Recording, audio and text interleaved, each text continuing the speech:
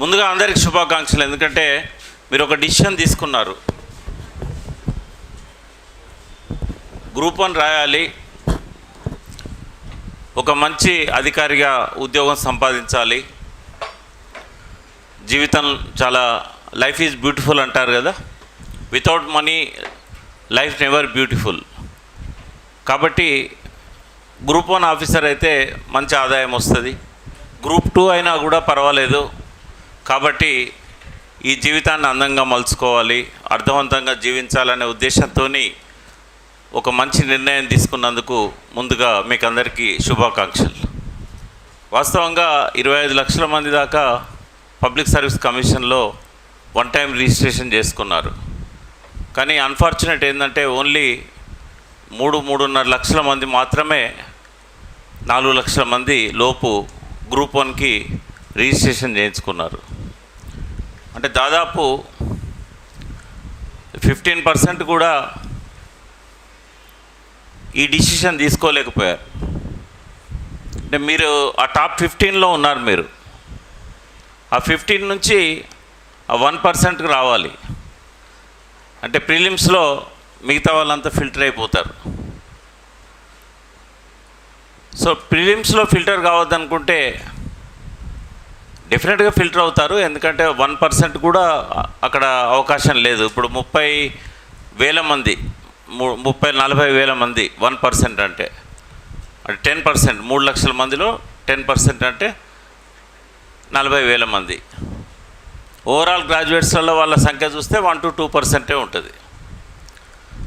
ఆ 1%లో కూడా మళ్ళీ మీరు ఆ మెయిన్లో క్వాలిఫై కావాలి. ఇంటర్వ్యూ లేదు ఈసారి, బట్ మెరిట్ బేసిస్లో మీకు రావాల్సి ఉంటుంది. జాబ్ రావాలంటే ఇంటర్వ్యూ లేకపోవడం అనేది ఒక అదృష్టం అని చెప్పొచ్చు. ఎందుకంటే ఎక్కడైనా అవకతవకలు జరిగితే ఇంటర్వ్యూస్లోనే జరుగుతాయి. కాబట్టి ప్యూర్లీ మెరిట్ మీద ఇవ్వాలని ముఖ్యమంత్రి గారు డిసిషన్ తీసుకున్నారు. ఆ డిసిషన్ని పబ్లిక్ సర్వీస్ కమిషన్ అమలు చేస్తూ ఉన్నది. సో మీరు ఫస్ట్ ప్రిలిమ్స్లో క్వశ్చన్ పేపర్ ఎట్లుంటుందో మీకు అందరికీ అవగాహన ఉండి ఉంటుంది. బిట్స్ వస్తాయి. అందులో ప్రధానంగా ప్రిలిమ్స్లో పాస్ కావాలనుకున్నప్పుడు ఈ తెలంగాణ మలిదశ ఉద్యమం ఏదైతే ఉన్నదో ఎక్కువగా దాని నుంచి తర్వాత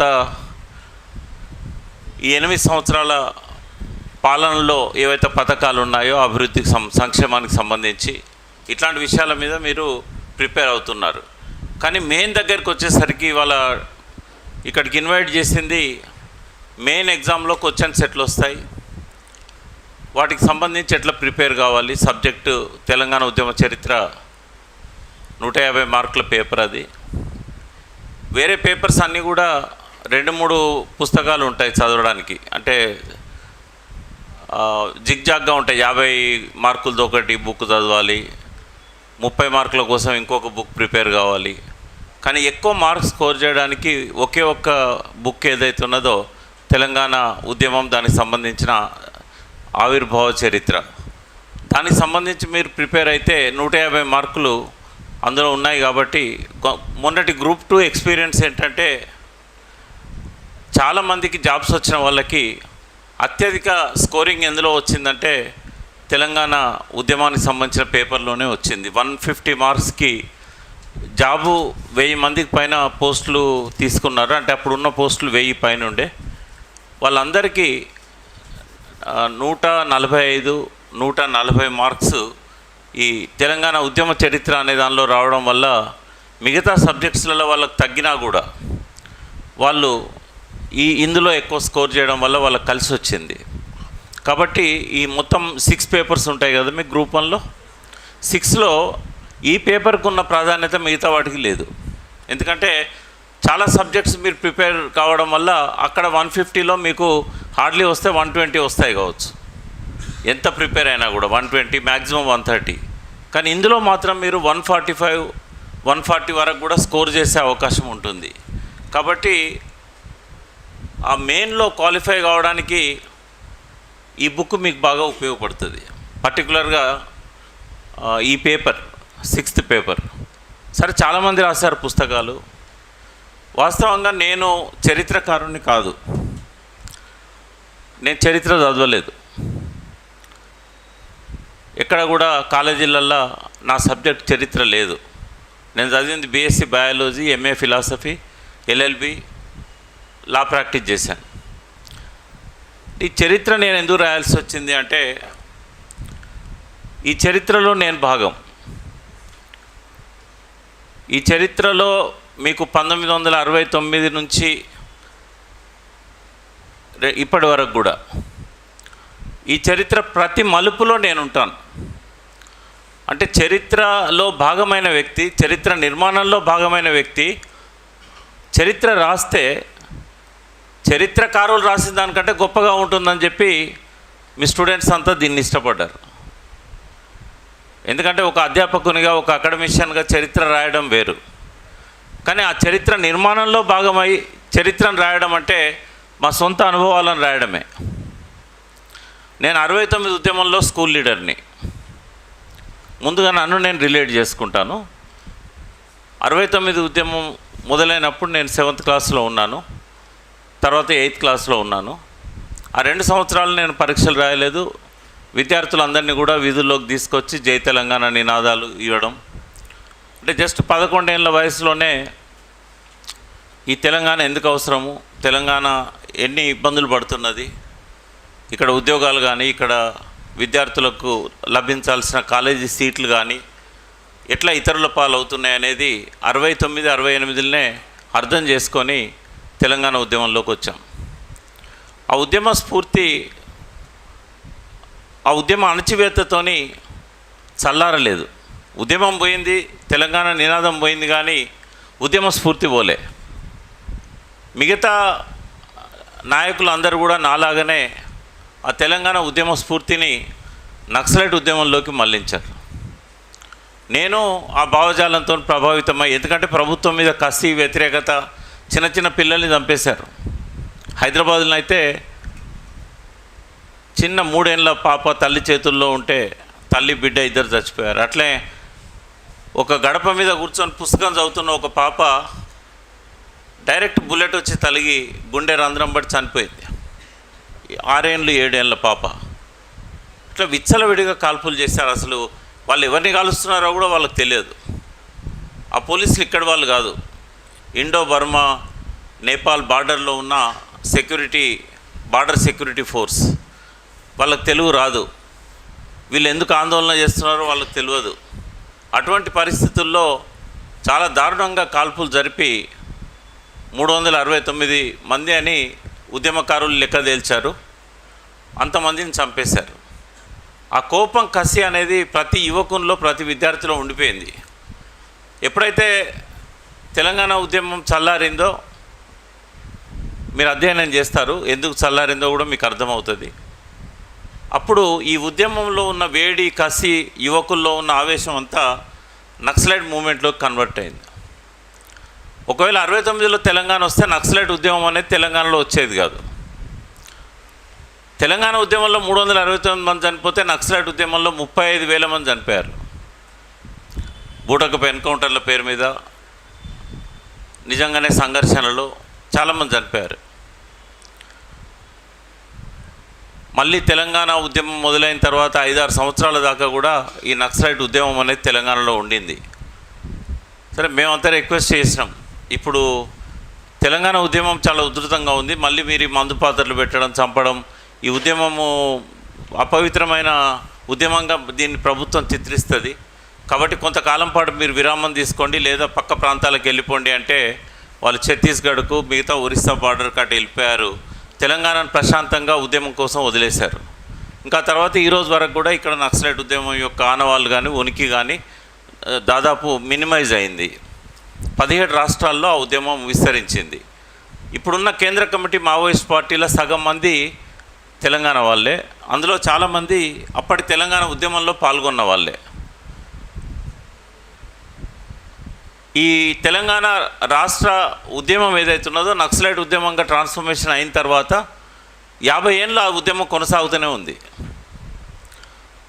సరే, మా విషయానికి వచ్చినప్పుడు ఇక్కడ నక్సలైట్ ఉద్యమం బలంగా ఉన్నంతకాలం ప్రత్యక్షంగానో పరోక్షంగానో ఆ ఉద్యమంతో ఉన్నాం.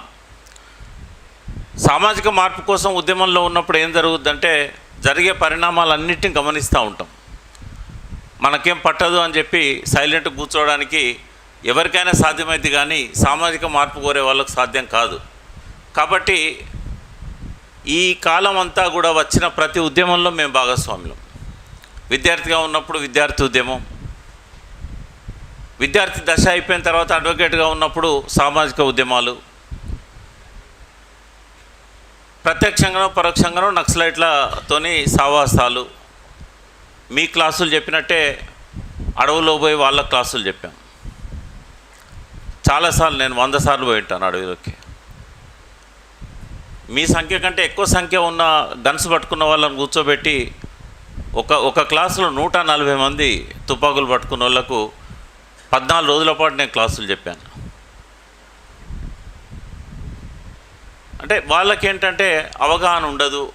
ఎక్కడో ఆదివాసీల పిల్లలు, గిరిజన గూడాలలో ఉండేవాళ్ళు ఏదో కారణంతో అడవిలోకి వచ్చి ఆయుధాలు పట్టుకొని నక్సలైట్లలో చేరిపోతారు. వాళ్ళకి సామాజిక మార్పు గురించి అవగాహన లేకపోతే వాళ్ళు ఏం చేయలేరు.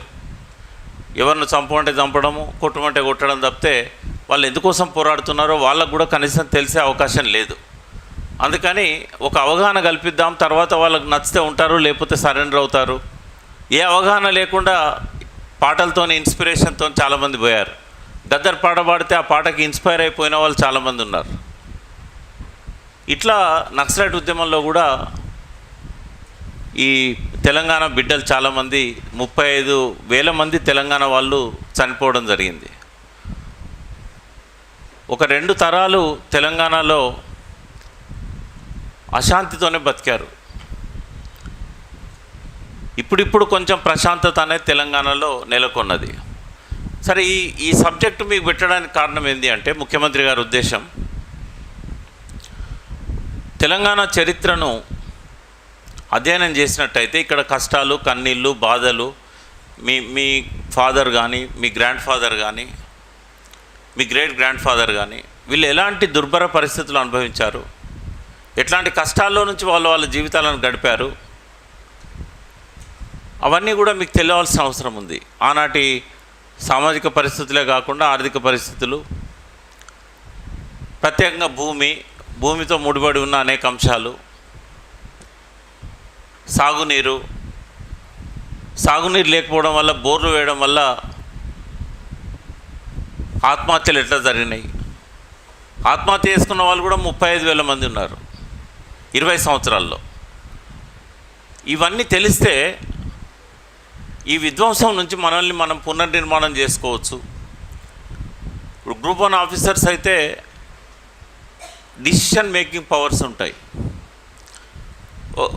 అత్యంత తొందరగా రెవెన్యూ డిపార్ట్మెంట్లో జాబ్ వచ్చిన వాళ్ళైతే 10 ఏళ్ళ వరకే కలెక్టర్ అయ్యే అవకాశం ఉంటుంది. భూమితో సంబంధాలు ఏ కాలంలో ఎట్లుండే అనేది అధ్యయనం చేయాల్సిన అవసరం ఉంటుంది రెవెన్యూ డిపార్ట్మెంట్లోకి వచ్చేవాళ్ళు. అట్లే వేరియస్ డిపార్ట్మెంట్స్లో గ్రూప్ 1 పోస్టులో ఉండేవాళ్ళు వాళ్ళ పరిధిలో ఒక నిర్ణయాత్మక శక్తిగా ఉంటారు. కాబట్టి నిర్ణయాలు తెలంగాణ సమాజం గురించి తీసుకోవాలనుకున్నప్పుడు ఆ ప్రజల పట్ల ప్రేమ, మమకారం, వాళ్ళ గురించి కొంత తెలుసుకోవడం వల్ల సాధారణంగా మన మనస్సుల్లో ఏదైనా చేస్తే బాగుండు, వీళ్ళకు ఏదైనా మనం కూడా ఇతర అధికారులలాగా వేధించడం కాకుండా వీళ్ళ కోసం ఏదైనా చేయాలి. ఎందుకంటే 2-3 తరాల నుంచి కష్టపడ్డారు, ఇన్ని బాధలు అనుభవించాల్సి వచ్చింది తెలంగాణ వాళ్ళు. ఈ బాధలన్నీ ఇప్పుడన్నా పోవాలి వాళ్ళకు అని చెప్పి వాళ్ళ జీవితాల్లో వెలుగులు నింపడానికి మీరంతా కూడా ఉపయోగపడతారనే ఉద్దేశంతో, చరిత్రను కొంత అధ్యయనం చేయాలనే ఉద్దేశంతో ఈ అంశాలన్నీ కూడా మీకు చరిత్రలో పెట్టడం జరిగింది. సరే, పెట్టిన తర్వాత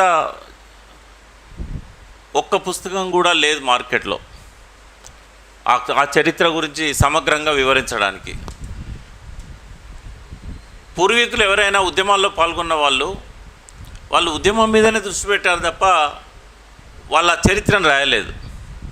69 ఉద్యమానికి సంబంధించి కూడా ఒక్క పుస్తకం కూడా మీకు మార్కెట్లో దొరకదు. మీరు ఏ షాప్లో పోయి అడిగినా 1969లో ఎవరైనా రాసిన పుస్తకాలు అంటే ఒక్కటి కూడా దొరకదు. ఎవరు రాయలేదు. జయశంకర్ సార్ రాసిన ఓన్లీ 3-4 ఆర్టికల్స్ మాత్రమే. అవన్నీ కలిపి ఒక బుక్ వేశారు అప్పుడు, ఇంగ్లీష్ బుక్. అది తెలుగులో రాలేదు, ఇప్పటికీ అది అందుబాటులో లేదు. అట్లాగే ఓ జర్నలిస్ట్ రాశాడు, కొన్ని సంఘటనలను రాశాడు తప్ప ఈ 2 పుస్తకాలు తప్ప మార్కెట్లో ఆ రోజుల్లో ఇంకో పుస్తకం లేదు. ఇప్పుడైతే ఆ 2 పుస్తకాలు కూడా ప్రింట్ కాలేదు. అట్లాగే నక్సలైట్ ఉద్యమం మీద ఈ రోజు వరకు కూడా సమగ్రమైన పుస్తకం లేదు. తెలంగాణ బిడ్డలకు ప్రాణత్యాగం చేయడం తెలుసు, పోరాడడం తెలుసు, కానీ వారి అనుభవాలను రాయడం అనేది తెలియదు. సో మొట్టమొదటిసారి పబ్లిక్ సర్వీస్ కమిషన్లో ఈ సిలబస్ పెట్టిన తర్వాత ముందుగా హిస్టరీ డిపార్ట్మెంట్లో అకాడమిషియన్స్ ఎవరైతే ఉన్నారో వాళ్లకు చక్రపాణి గారు చెప్పారు, కొంత ఈ సిలబస్ అంతా పుస్తకం రూపంలో వస్తే బాగుండు అని. తర్వాత కోదండరామ్ సార్ లాంటి వాళ్ళని కూడా రిక్వెస్ట్ చేయడం జరిగింది. సో ఎంతమందిని రిక్వెస్ట్ చేసినా 25 పుస్తకాల దాకా వచ్చాయి నా పుస్తకం వచ్చే ముందు మార్కెట్లో. సాటిస్ఫై కాలేదు చక్రపాణి గారు కానీ పబ్లిక్ సర్వీస్ కమిషన్ మెంబర్స్ కానీ. ఎందుకంటే ఇందులో ఉన్న అనేక అంశాలు వాళ్ళు రాసిన పుస్తకాల్లో లేవు. రెండవ, సిలబస్కి అనుగుణంగా ఏ పుస్తకంలో కూడా ఎవరు రాయలే. ఆ సమయంలో ఆయన నన్ను అడగడం జరిగింది ఏంటంటే, ఒక సీరియల్ నేను తెలంగాణ పత్రికలో రాస్తూ ఉన్నప్పటికీ 69 ఉద్యమం మీద విలీనం నుంచి విభజన దాకా అనే టైటిల్తోని సమాచార పౌర సంబంధ శాఖ వాళ్ళు ప్రింట్ చేసే తెలంగాణ పత్రికలో 2014 మొదటి సంచిక నుంచి మొన్న కోవిడ్ వరకు కూడా దాదాపు 2021 వరకు కూడా 1 ఇయర్ క్రితం వరకు కూడా ప్రతి నెల నా సీరియల్ ఉండేది. అయితే 2014లో ఆ సీరియల్ చూసి చక్రపాణి గారు అడిగారు, ఇదంతా కూడా ఒక గ్రంథంలాగా తీసుకొస్తే బాగుంటుంది అని. అంటే నాకేముండే అంటే అదంతా కంప్లీట్ అయినాక గ్రంథం తీసుకొద్దామంటే 2025లోనో వస్తుంది అని చెప్పి అనుకున్నాను. కానీ ఈ పుస్తకం ఎవరు రాయలేకపోతున్నారని చెప్పిన తర్వాత కొంతమంది అడిగారు, మీరే ఎందుకు ప్రయత్నం చేయకూడదు అంటే, నేనేమి హిస్టరీ స్టూడెంట్ని కాదు కదా అంటే, హిస్టరీలో భాగం కదా, 69 ఉద్యమం నుంచి ఇప్పటిదాకా అన్ని ఉద్యమాల్లో ఉన్నప్పుడు ఎందుకు రాయకూడదు. సో అట్లా వాళ్ళు నన్ను రిక్వెస్ట్ చేయడంతో నేను ఈ పుస్తక రచన కోసం నేను ప్రయత్నం చేశాను. నా దగ్గర 20 ఏళ్ళ నుంచి సమాచారం ఉండే సేకరించింది. జయశంకర్ సార్ది కూడా నా దగ్గరే ఉండే. ఆయన చనిపోయిన తర్వాత ఆయన మంచి బుక్స్ అన్నీ కూడా నా దగ్గరనే ఉండే. నా ఇంట్లో ఒక 10,000 పుస్తకాలు ఉంటాయి. అంటే నేను ఎప్పటి నుంచి నా స్టూడెంట్ లైఫ్ నుంచి నేను పుస్తకాలు కొంటూ వస్తున్నా, సేకరిస్తూ వస్తున్నా. ఎప్పుడు ఆదివారం వచ్చిందంటే మార్నింగ్ ఈ టైం కల్లా, ఇవాళ ఆదివారం ఇక్కడున్నాను, ప్రతి ఆదివారాలంతా ఆబిట్స్లో పాత పుస్తకాలు వెతుక్కుంటూ 2-3 గంటలు అక్కడ బుక్స్ సేకరించేవాడిని. అదంతా కూడా ఈ పుస్తక రచనకు ఉపయోగపడ్డది. ఇది రాయడానికి నాకు 4 నెలల టైమే పట్టింది, కానీ ఈ పుస్తకాల సేకరణ, సమాచార సేకరణ దాదాపు 20 సంవత్సరాల నుంచి నేను సేకరించి పెట్టుకున్నా కాబట్టి అంతా నా దగ్గర అవైలబుల్గా ఉండే. 1-2 లేని కొంత కష్టపడి సేకరించడం జరిగింది. సో ఈ బుక్ వచ్చిన తర్వాత చక్రపాణి గారు కానీ పబ్లిక్ సర్వీస్ కమిషన్ వాళ్ళు కానీ బాగా రిలీఫ్ ఫీల్ అయ్యారు. ఎందుకంటే సిలబస్లోని ప్రతి అంశానికి సంబంధించిన వివరణ సహేతుకంగా, సమగ్రంగా ఈ పుస్తకంలో ఉంది. సరిగ్గా గ్రూప్ 2 నోటిఫికేషన్ వచ్చినాక ఒక 15 రోజులకి ఈ పుస్తకాన్ని ముఖ్యమంత్రి గారు రిలీజ్ చేశారు. మొట్టమొదటి పాఠకుడు ముఖ్యమంత్రి గారే. ఆయన ఈ పుస్తకాన్ని చదివి బాగా ఇన్స్పైర్ అయ్యి నెక్స్ట్ డే మార్నింగే ఆ పుస్తకాన్ని నేను ముందు రోజు 7 o'clock ఇచ్చాను. నెక్స్ట్ డే మార్నింగ్ మాకు ఆయన సన్మానం చేయడం జరిగింది. కుటుంబ సమేతంగా అందరినీ తీసుకొని రమ్మని ప్రగతి భవన్లో. చాలా అరుదైన సత్కారం అది. ఈరోజు వరకు మళ్ళీ ఎవరికి అక్కడ జరగలేదు అది. సో ఎందుకంటే ఆయన బాగా ఇన్స్పైర్ అయ్యాడు. అసలు ఆయన నేను ఇట్లా రాస్తారు ఈ చరిత్రను అని చెప్పి నేను ఊహించను కూడా ఊహించలేదు అన్నాడు. ఎందుకు అంటే 150 ఏళ్ళ నుంచి ఎవరు రాయలేదు. సాలార్జంగ్ సంస్కరణల మీద కూడా ఈ పుస్తకం వచ్చేదాకా పుస్తకం లేదు. 6వ నిజాం 7వ నిజాం ఏం చేశారో పుస్తకాలలో లేదు. భాగ్యరెడ్డి వర్మ గురించి ఎక్కడన్నా కొంత ప్రస్తావన ఉండేది, కానీ సమగ్రంగా ఎక్కడ ఎవరు రాయలేదు. మీరు ఎవరైతే మాట్లాడుతున్నారో ఇక్కడికి వచ్చి క్లాస్ చెప్పాల్సి ఉంటుంది. ఈ కండిషన్ మీద నేను ఒప్పుకుంటా మీరు మాట్లాడడాన్ని. ఒకవేళ అర్జెంట్ అయితే బయటకు వెళ్ళి మాట్లాడండి, ఇంకా నా అటెన్షన్ డైవర్ట్ చేయొద్దు. అట్లాగే ఈ ముల్కీ రూల్స్కు సంబంధించి ఈ బుక్ వచ్చేదాకా ఏ పుస్తకంలో లేదు. అసలు ఆ కోర్టు తీర్పుల గురించి తెలిసింది కూడా లేదు ఎవరికి. సో లాస్ట్కి ఏమైంది పుస్తకం అంటే, పరీక్ష రాసే వాళ్ళకే కాదు, పరీక్ష పేపర్లు తయారు చేసే వాళ్ళకు కూడా ఈ బుక్కే ఆధారమైంది. 127 ప్రశ్నలు నేరుగా దిగినాయి ఈ పుస్తకంలో నుంచి, అవుట్ ఆఫ్ 150. మిగతా ప్రశ్నలు ఒక 2-3 తెలుగు అకాడమీ, 2-3 ఇంకో పుస్తకంలోకి వెళ్ళి ఇట్లా తీసుకొచ్చారు. సో నాకు అప్పుడు అర్థమైంది ఏంటంటే, చరిత్రకారులు రాసిన దానికంటే చరిత్రలో భాగమైన వాళ్ళు రాస్తే ఇంకా సమగ్రంగా వస్తుంది అనేది ఈ పుస్తకం ద్వారా రుజువైంది అనేది. కాబట్టి చరిత్రలో ఎవరైతే భాగమవుతారో ఖచ్చితంగా రాయాల్సిందే. ఉస్మానియాలో ఇంత పెద్ద విద్యార్థి ఉద్యమం వచ్చింది, ఈ రోజు వరకు ఆ విద్యార్థులు ఎంపీ లైన్లు, ఎమ్మెల్యే లైన్లు, పెద్ద పెద్ద పదవులలో ఉన్నారు. కొంతమంది ఇంకా ఆందోళన చేస్తూనే ఉన్నారు. కానీ ఏ ఒక్కరు కూడా పుస్తకం రాయడానికి ప్రయత్నం కూడా చేయలే కనీసం. అంటే ఎవరి చరిత్రను వాళ్ళు రాసుకోకపోతే ఎవరు రాస్తారు? 69 ఉద్యమ చరిత్ర రాయడానికి ఒక 120 రోజుల పాటు పాత పేపర్లు అన్నీ తిరిగేయాల్సి వచ్చింది. ఒక్కొక్క రోజు పేపర్లో ఏం జరిగిందనేది ఇన్ఫర్మేషన్ తీసుకొని రాయాల్సి వచ్చింది. నిజంగానే వాళ్ళు రాస్తుంటే ఆ పుస్తకం నాకు ఈజీ అయ్యేది. ఇంకో 4 రోజుల ముందు ఈ బుక్ రిలీజ్ అయ్యేది.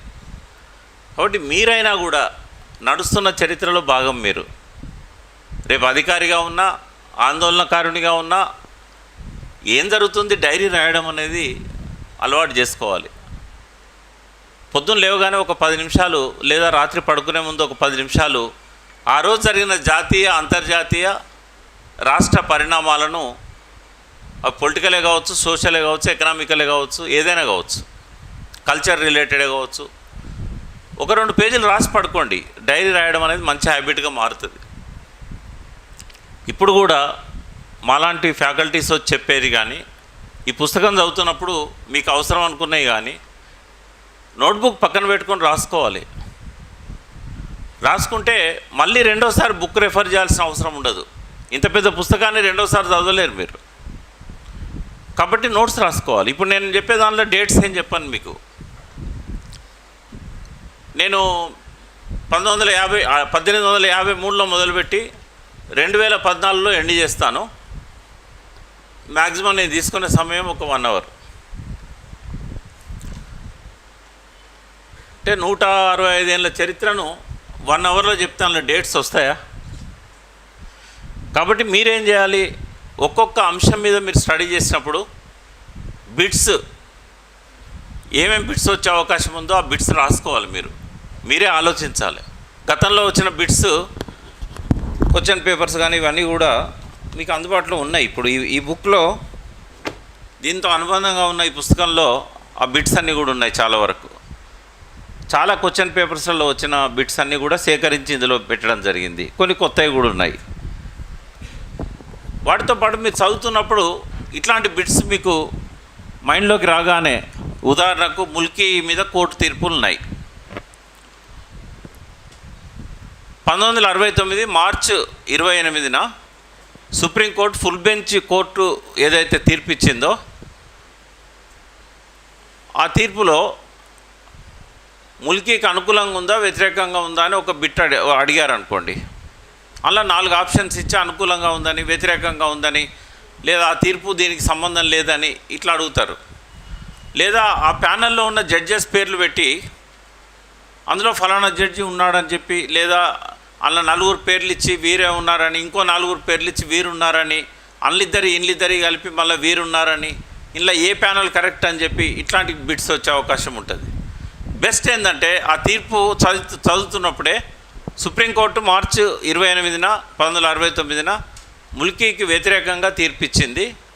ముల్కీ రూల్ చెల్లవని చెప్పి ఫుల్ బెంచ్ తీర్పిచ్చింది. ఆ తీర్పు చెప్పిన జడ్జీలు ఈ 5 వాళ్ళ పేర్లు మీరు రాసుకొని నోట్ చేసి పెట్టుకుంటే క్వశ్చన్ ఎంత తిక్కమక్కగా వచ్చినా కూడా మీరు దానికి ఆన్సర్ కరెక్ట్గా చెప్పగలుగుతారు. ఈ బిట్స్ అన్నీ రాసుకోండి మీరు దయచేసి. ఇంకా కొన్ని అంటే ఈ అడిగే వాళ్ళు కొన్ని ఇయర్స్ మీద ఎక్కువ ఫోకస్ చేస్తుంటారు. పబ్లిక్ ఎంప్లాయ్మెంట్ యాక్ట్ ఏ సంవత్సరంలో వచ్చిందని చెప్పి కింద 4 సంవత్సరాలు ఇస్తారు. ఆ 4 డేట్స్లలో ఏ డేట్ కరెక్ట్ అంటారు. ఇది చదువుతున్నప్పుడు మీరు దాని పక్కన ఆ డేట్ ఉంటుంది 1957. So Andhra Pradesh public employment amendment act అని ఉంటుంది. ఆ డేట్ రాసుకోవాలి. ఇట్లా బిట్స్ మీరు రాసుకుంటేనే మొట్టమొదటి తెలంగాణ బంద్ ఎప్పుడు జరిగింది అని అడుగుతారు. అడిగి 4 డేట్స్ ఇస్తారు. ఈ బుక్లో చదివేటప్పుడు ఆ డేట్స్ వస్తాయి కాబట్టి అది రాసుకోవాలి. మొట్టమొదటి తెలంగాణ విద్యార్థి అమరవీరుడు ఎవరు అని అడుగుతారు. 4-5 పేర్లు ఇస్తారు. వాళ్ళు ఇచ్చే పేర్లల్లో అందరు చనిపోయిన వాళ్ళే ఉంటారు, కానీ ఎవరు ముందు ఎవరు వెనక అనేది తెలియదు. ఇలా తొలి అమరుని పేరు ఉంటుంది, చివరి అమరుని పేరు కూడా ఉంటుంది ఈ పుస్తకంలో. అంటే ఇవన్నీ కూడా బిట్స్ రూపంలో వస్తాయి కాబట్టి ప్రిలిమ్స్లో మీరు క్వాలిఫై కావడానికి ఈ సిలబస్ లేకపోయినా కూడా రేపు క్వశ్చన్ పేపర్ ఎట్లా వస్తుందో ఇప్పటివరకు క్లారిటీ లేదు ఎవరికి. ఎందుకంటే 150 మార్కుల పేపర్లో ఏమన్నా బిట్స్ ఉంటాయా, లేదా మొత్తము డిస్క్రిప్టివే ఉంటుందా? మొత్తం డిస్క్రిప్టివ్ ఉంటే 300 పదాలు రాయమని చెప్పి ఎన్ని ప్రశ్నలు అడగవచ్చు, షార్ట్ క్వశ్చన్స్ ఎన్ని ఉండొచ్చు, 100 పదాల లోపు రాయమని. ఈ క్లారిటీ అయితే ఇప్పటికీ వాళ్ళు ఇవ్వలేదు. ఇక్కడ కూడా నేను అడిగితే మాకేం తెలియదు అన్నారు. కాబట్టి ఎట్లా క్వశ్చన్ వచ్చినా రాసేటట్టుగా మిమ్మల్ని మీరు తయారు చేసుకోవాలి. సరే, ఒకసారి సబ్జెక్టులోకి వద్దాం. ఆధునిక తెలంగాణ అనేది 1853 నుంచి మనము పరిగణలోకి తీసుకోవాలి. ఆధునిక తెలంగాణ ఎప్పటి నుంచి మనం పీరియడ్ అని అంటే 1853. ఎందుకు 1853 అంటే ఆధునిక తెలంగాణ నిర్మాణానికి ఆద్యుడు ఎవరు? సాలార్ జంగ్, మొదటి సాలార్ జంగ్. ఆ సాలార్ జంగ్ పదవి బాధ్యతలు తీసుకున్నది ప్రధానమంత్రిగా అప్పుడున్న హైదరాబాద్ సంస్థానానికి 1853లో. ఎందుకు ఆయనను ఆద్యుడు అన్నారు? ఆయన సంస్కరణలు ప్రారంభించాడు. ఏ శాఖ ఇప్పుడు ఏదైతే మనము రెవెన్యూ కానీ, కస్టమ్స్ కానీ, నీటిపారుదల శాఖ కానీ, జైళ్ళు కానీ, కోర్టులు కానీ, న్యాయ వ్యవస్థ, పోలీస్ వ్యవస్థ, ఇవన్నిటికీ శ్రీకారం చుట్టింది ఆయనే. ఆయన పరిపాలన చేసింది కేవలం 30 సంవత్సరాలు మాత్రమే. అందులో ఒక 16 సంవత్సరాలు డైరెక్ట్గా రాజుల కింద పరిపాలన చేశాడు. ఇంకో 14 సంవత్సరాలు రాజు మైనర్గా ఉన్నాడు కాబట్టి అప్పుడు ఒక విభాగం ఉండేది రీజెన్సీ అని. ఆ రీజెన్సీ ద్వారా అతను ఇంకొక రీజెంట్ ఇద్దరు కలిసి పరిపాలన చేశారు. సో అప్పుడు ఇంకెక్కువ ఫ్రీడమ్ ఉండేది, ఎందుకంటే ఇక రాజు అడ్డు చెప్పాడు కాబట్టి అన్నీ తనే కాబట్టి. సో ఆ పీరియడ్లో వచ్చిన సంస్కరణలన్నీ కూడా ఆధునిక తెలంగాణను ఆవిష్కరించాయి. సో ప్రశ్నలు ఏమొస్తాయి మెయిన్లో ఆ పీరియడ్కి సంబంధించి? స్ట్రైట్ క్వశ్చన్స్ రావచ్చు, ఆనాటి సంస్కరణల గురించి రాయండి అని చెప్పేసి, లేదా పర్టికులర్గా ఆనాటి న్యాయ శాఖలో వచ్చిన సంస్కరణలు రాయమని అడగచ్చు, లేదా ఆనాటి రెవెన్యూ వ్యవస్థలో వచ్చిన సంస్కరణలు రాయమని అడగచ్చు, లేదా సాలార్ జంగ్ కంటే ముందున్న పద్ధతి ఏంది, సాలార్ జంగ్ ప్రవేశపెట్టిన పద్ధతి ఏంది, రెండింటి మధ్య భావ సారూప్యతలు అడగవచ్చు. అంటే అదివరకు గుత్తేదారులను నియమించి రెవెన్యూ ట్యాక్స్ వసూలు చేసేవారు. ఈయన వచ్చినాక కలెక్టరు, ఈ సుబేదార్ సిస్టమ్ ఇవన్నీ కూడా వచ్చినాయి. అంతకుముందు జిల్లాలు ఎట్లుండేదో మనకు తెలియదు, కానీ ఈయన వచ్చినాక 17 జిల్లాలను ఏర్పాటు చేశాడు. అంటే ప్రతి జిల్లాకు హద్దులు. అంతకుముందు అంతా హైదరాబాద్ సంస్థానం సుబాలు ఉండేటి. ఆ సుబాలలో ఒక్కొక్క సుబా పోయింది. లాస్ట్కు ఈయన దగ్గర వచ్చేసరికి 4 సుబాలే మిగిలినాయి. బేరార్ అనేది కూడా ఇవ్వాల్సి వచ్చింది బ్రిటిష్ వాళ్ళకి. దాని మీద క్వశ్చన్ రావచ్చు, బేరార్ సుబాను ఎందుకు వదులుకోవాల్సి వచ్చింది, లేదా బేరార్ సుబా కోసము తిరిగి తెప్పించుకోవడం కోసం సాలార్ జంగ్ దగ్గర నుంచి ఆఖరి నిజాం వరకు ఎలాంటి ప్రయత్నాలు చేశారు, 6వ నిజాం వరకు. ఇట్లాంటివన్నీ కూడా తిప్పి తిప్పి అడగవచ్చు. ఇవన్నీ డైరెక్ట్ క్వశ్చన్స్. ఇండైరెక్ట్ క్వశ్చన్స్ ఉంటాయి. ఇండైరెక్ట్ క్వశ్చన్స్ ఎట్లుండొచ్చు అంటే, సాలార్ జంగ్ ప్రవేశపెట్టిన సంస్కరణలను తర్వాత కాలంలో ఏ రకంగా డైల్యూట్ చేశారు. ఉదాహరణకు ఆయన పార్సీ భాష అమలు చేయాలన్నాడు. నేను చనిపోయేదాకా కూడా పార్సీ తప్ప వేరే భాషను నేను ఒప్పుకోను అన్నాడు. ఆయన చనిపోయాక నెక్స్ట్ ఇయరే ఉర్దూ భాషను తీసుకొచ్చారు. ఇట్లాంటి మార్పులు ఏమేమి జరిగాయి. తర్వాత ముల్కీ రూల్స్కి సంబంధించి ఇట్లాంటివన్నీ కూడా ఆ పీరియడ్లో వచ్చినాయి. ఇవన్నీ ముల్కీ రూల్స్ ఎప్పుడు స్టార్ట్ అయినాయి? 67, 68 ఆ ప్రాంతంలో మొదలైనవి. ఎందుకోసం అవసరమైనవి? నార్త్ ఇండియన్స్ ఎవరైతే ఉన్నారో పర్టికులర్గా ఉర్దూ భాష నేర్చుకున్న నార్త్ ఇండియన్స్కి ఇక్కడ పార్సీ భాష ఎవరైతే అధ్యయనం చేశారో ఇక్కడి ముస్లింలకు మధ్య వైరుధ్యం ఏర్పడ్డది. ఎందుకంటే అధికార భాషగా ఉర్దూ ఇక్కడ 1884లో వచ్చింది. ఫిబ్రవరి 5వ తారీఖు నాడు ఆయన రాజు అయ్యిండు. ఆ తర్వాతనే ఉర్దూని ఇక్కడ అమలు చేశారు. ఇక్కడ ఏముండే అంతకుముందు పార్సీ ఉండే. అయితే పార్సీ భాషలో చదివిన వాళ్ళను అధికారులుగా నియమించకుండా బయట నుంచి ఉర్దూ భాష నేర్చుకున్న వాళ్ళని తీసుకొచ్చి వీళ్ళ మీద రుద్దారు. సో వీళ్ళకు మధ్య సంఘర్షణ ఎప్పటి నుంచి వాళ్ళని తీసుకురావడం జరిగింది? సంస్కరణలు మొదలైన దగ్గర నుంచి, అప్రాక్సిమేట్లీ 1964-65 ఆ ప్రాంతం నుంచి. అంటే ఇవన్నీ కూడా ఇట్లాంటి ప్రశ్నలు ఆ పీరియడ్కి సంబంధించిన అడిగే అవకాశం ఉంటుంది. ఇంకొకటి కూడా అడగవచ్చు, సాలార్ జంగ్ సంస్కరణల వల్ల నిజాం రాజ్యంలో ఆర్థిక పరిస్థితి ఎట్లా మెరుగైందని అడగవచ్చు. అంటే సబ్జెక్టు మీద పూర్తి అవగాహన ఉంటేనే మీరు ఎట్లా అడిగినా కూడా రాయగలుగుతారు.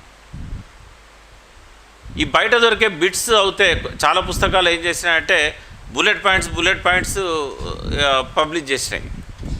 మా పబ్లిషర్ కూడా అడిగిండు, సార్ ఇంత పెద్ద పుస్తకం చదవలేకపోతున్నారు, బుల్లెట్ పాయింట్స్లో ఇవ్వండి సార్ అంటే, మీరే రాసుకోండి అని చెప్పాను. ఈ పుస్తకం మీకు ఇచ్చాను కదా, మీరే రాసుకొని ప్రింట్ చేసుకోండి అని చెప్పాను. లాస్ట్గా ఎడిటింగ్ మాత్రం నేను చూశాను ఏమైనా తప్పులున్నాయని.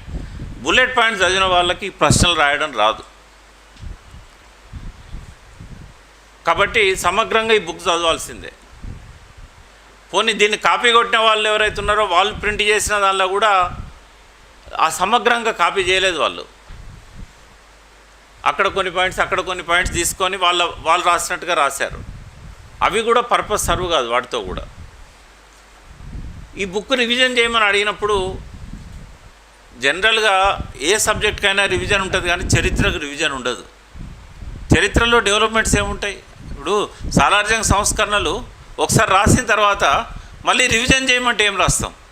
ఎవరన్నా మీలాంటి వాళ్ళు నా దృష్టికి తీసుకొచ్చి, సార్ ఇక్కడ తప్పు పడింది, ఒక తప్పు ఏదో అలీగఢ్ ముస్లిం యూనివర్సిటీ ఎప్పుడు స్థాపించారనే దానిలో నేను డేట్ తప్పు రాశాను, అది ప్రింటింగ్ మిస్టేకే. అది ఆ ప్రింటింగ్ మిస్టేక్ వల్ల ఏమైందంటే అది 20 ఏళ్ళ ముందు స్థాపించినట్టుగా ఇలా పడింది. ఇట్లాంటివి మాత్రమే నేను రివిజన్లో కరెక్ట్ చేయగలిగా. ప్రింటింగ్ మిస్టేక్స్ పెద్దగా రాయడానికి నాకేం దొరకలేదు. సంస్కరణల గురించి చాలా తక్కువ రాశారని కొంతమంది అడిగారు. సో దాన్ని ఎలాబొరేట్ చేశాను. 2 పేజీల దగ్గర 5 పేజీలు రాశాను, ఇంకొంచెం యాడ్ చేశాను అంతే. మళ్ళీ అడిగారు అనుకోండి 30 పేజీలు రాయగలుగుతా, కానీ ఎసెన్స్ అయితే అదే కదా. సో చరిత్రకు రివిజన్ ఉండదు, చరిత్రకు డెవలప్మెంట్ ఉండదు.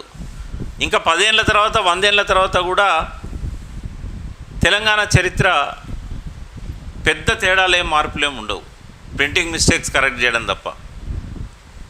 కాబట్టి ఈ పుస్తకాన్ని ఒకసారి చదివి నోట్స్ రాసుకుంటే మీరు రాబోయే 10 ఏళ్లలో ఎన్ని పరీక్షలు రాసినా కూడా తెలంగాణ చరిత్ర లేకుండా ఏ పరీక్ష రాదు. కాబట్టి ఈ పుస్తకమే సరిపోతుంది. మీరు రాసుకునే నోట్స్ను మాత్రం భద్రంగా దాచుకోండి, నోట్స్ రాసుకుంటూ. సో 30 ఏళ్ళ పీరియడ్ చాలా ఇంపార్టెంట్. ఆ ఫస్ట్ పార్ట్లో 3 భాగాలుగా ఉంది కదా తెలంగాణ ఉద్యమ చరిత్ర, మీకు తెలుసు కాబట్టి నేను రిపీట్ చేయట్లేదు. ఒక్కొక్క భాగంలో మళ్ళీ ఒక 5 చాప్టర్లు ఉంటాయి, అందులో అనేక అంశాలు ఉంటాయి. 564 అంశాలేమో లెక్కకు వచ్చినాయి నేను మొత్తం చూస్తే, సిలబస్లో ఉన్నాయి. ప్రతి అంశం మీద మీకు అవగాహన ఉండాలంటే 564 అంశాలు ఉన్నాయి మొత్తం. బెస్ట్ ఏంటంటే వీటిలలో ఏవి ఇంపార్టెంట్ అనేది అనుకొని దాని మీద ఫోకస్ చేయడం బెస్ట్. ఎందుకంటే సమగ్రంగా మొత్తం బ్రెయిన్లో ఉండాలంటే బ్రెయిన్కి ఉన్న చిప్ సరిపోదు, మీకు వేరే సబ్జెక్ట్ కూడా చాలా పెట్టుకోవాలి కదా. కాబట్టి ఇంపార్టెంట్ మీరు గుర్తుపెట్టుకుంటే చాలు. ప్రశ్నలు ఎక్కడెక్కడ మనకు ఎట్లా వచ్చే అవకాశం ఉంటుంది అనేది. ఒకసారి సాలార్ జంగ్ దాటి కొంచెం ముందు పోయినట్టయితే 6వ నిజాం పీరియడ్లో ముఖ్యమైన పరిణామాలు. ఆయన ఫస్ట్ చేసింది ఏంటి అంటే ఆయన ప్రధానమంత్రిని రాజీనామా చేసి పొమ్మని చెప్పాడు 1887లో. 1884లో ఇద్దరు ఒకేసారి బాధ్యతలు తీసుకున్నారు. ఈయన ప్రధానమంత్రి అయ్యాడు, ఆయనే సాలార్ జంగ్ 2 ప్రధానమంత్రి అయ్యాడు. నవాబ్ మీర్ మహబూబ్ అలీ ఖాన్ ఆయనేమో 6వ నిజాంగా బాధ్యతలు స్వీకరించాడు. వాళ్ళ పీరియడ్లో జరిగిన ముఖ్యమైన పరిణామాలు, ఒకటి పార్సీ భాషను తొలగించి అధికార భాషగా ఉర్దూను చేయడం, తర్వాత సివిల్ సర్వీసెస్ స్టార్ట్ చేయడం, హైదరాబాద్ సివిల్ సర్వీసెస్ అప్పుడు స్టార్ట్ అయింది. ఆ ప్రతిపాదన సాలార్ జంగ్ 1ది, కానీ ఇంప్లిమెంటేషన్ ఎప్పుడైందంటే వీళ్ళు వచ్చిన తర్వాతనే అయింది. సో రెండవ సాలార్ జంగ్ మొదటి సాలార్ జంగ్ కొడుకు. ఆయన ఎందుకు తొలగించాల్సి వచ్చింది, దానికి సంబంధించిన అంశాలను కొంచెం గుర్తుపెట్టుకుంటే బాగుంటుంది. ఒకటేమో వ్యక్తిత్వానికి సంబంధించి వాళ్ళిద్దరు చిన్నప్పటి నుంచి కలిసి చదువుకున్నారు కాబట్టి రాజు అంటే ఒక గౌరవం ఉండాల్సిన స్థానంలో ఒక స్నేహితునిలాగా భావించాడు ఆయన. ఆయన ముందే సిగరెట్ తాగడము, కాలు మీద కాలేసుకొని కూర్చోవడము, ఇది ఒక గుణపాఠం మనకు. ఎందుకంటే రేపు మీ దానిలోనే ఒకతను సివిల్స్ రాసి ఐఏఎస్ అవుతాడు, మీతో కంబైన్డ్ స్టడీ చేయవచ్చు, ఇట్లాంటి కోచింగ్ సెంటర్లకు భుజాల మీద చేతులు వేసుకొని కలిసి రావచ్చు, రారాపోరా అని కూడా అనుకోవచ్చు. కానీ ఆయన సివిల్ సర్వీసెస్ సెలెక్ట్ అవుతారు, మీరు గ్రూప్ 2లో ఒక సబార్డినేట్గా ఉంటారు. పోయి ఏం రా అని మాట్లాడగలుగుతారా ఆఫీసర్ను? సార్ అనే మాట్లాడాలి. అక్కడ మీ ఇంటికి భోజనాన్ని పిలిచి మీరు ఏం రా అని మీ మిస్సెస్ ముందర అనవచ్చు, మీ హస్బెండ్ ముందర అనవచ్చు. కానీ అధికారుల దగ్గర ఎట్లాంటి మర్యాదలు ఉండాలనో, మర్యాదలు లేకపోతే ఎట్లాంటి నష్టం జరుగుద్దో రెండవ సాలార్ జంగ్ యొక్క ఉదాహరణ మనకు ఎప్పటికి మైండ్లో ఉండాలి. సో పరిపాలనా పరంగా ఆయన చేసిన లోపం ఏంటంటే ముల్కీ రూల్స్ను పకడ్బందీగా అమలు చేయాలని చెప్పి 6వ నిజాం చెప్తే దానికి విరుద్ధంగా ఆయన నడుచుకున్నాడు.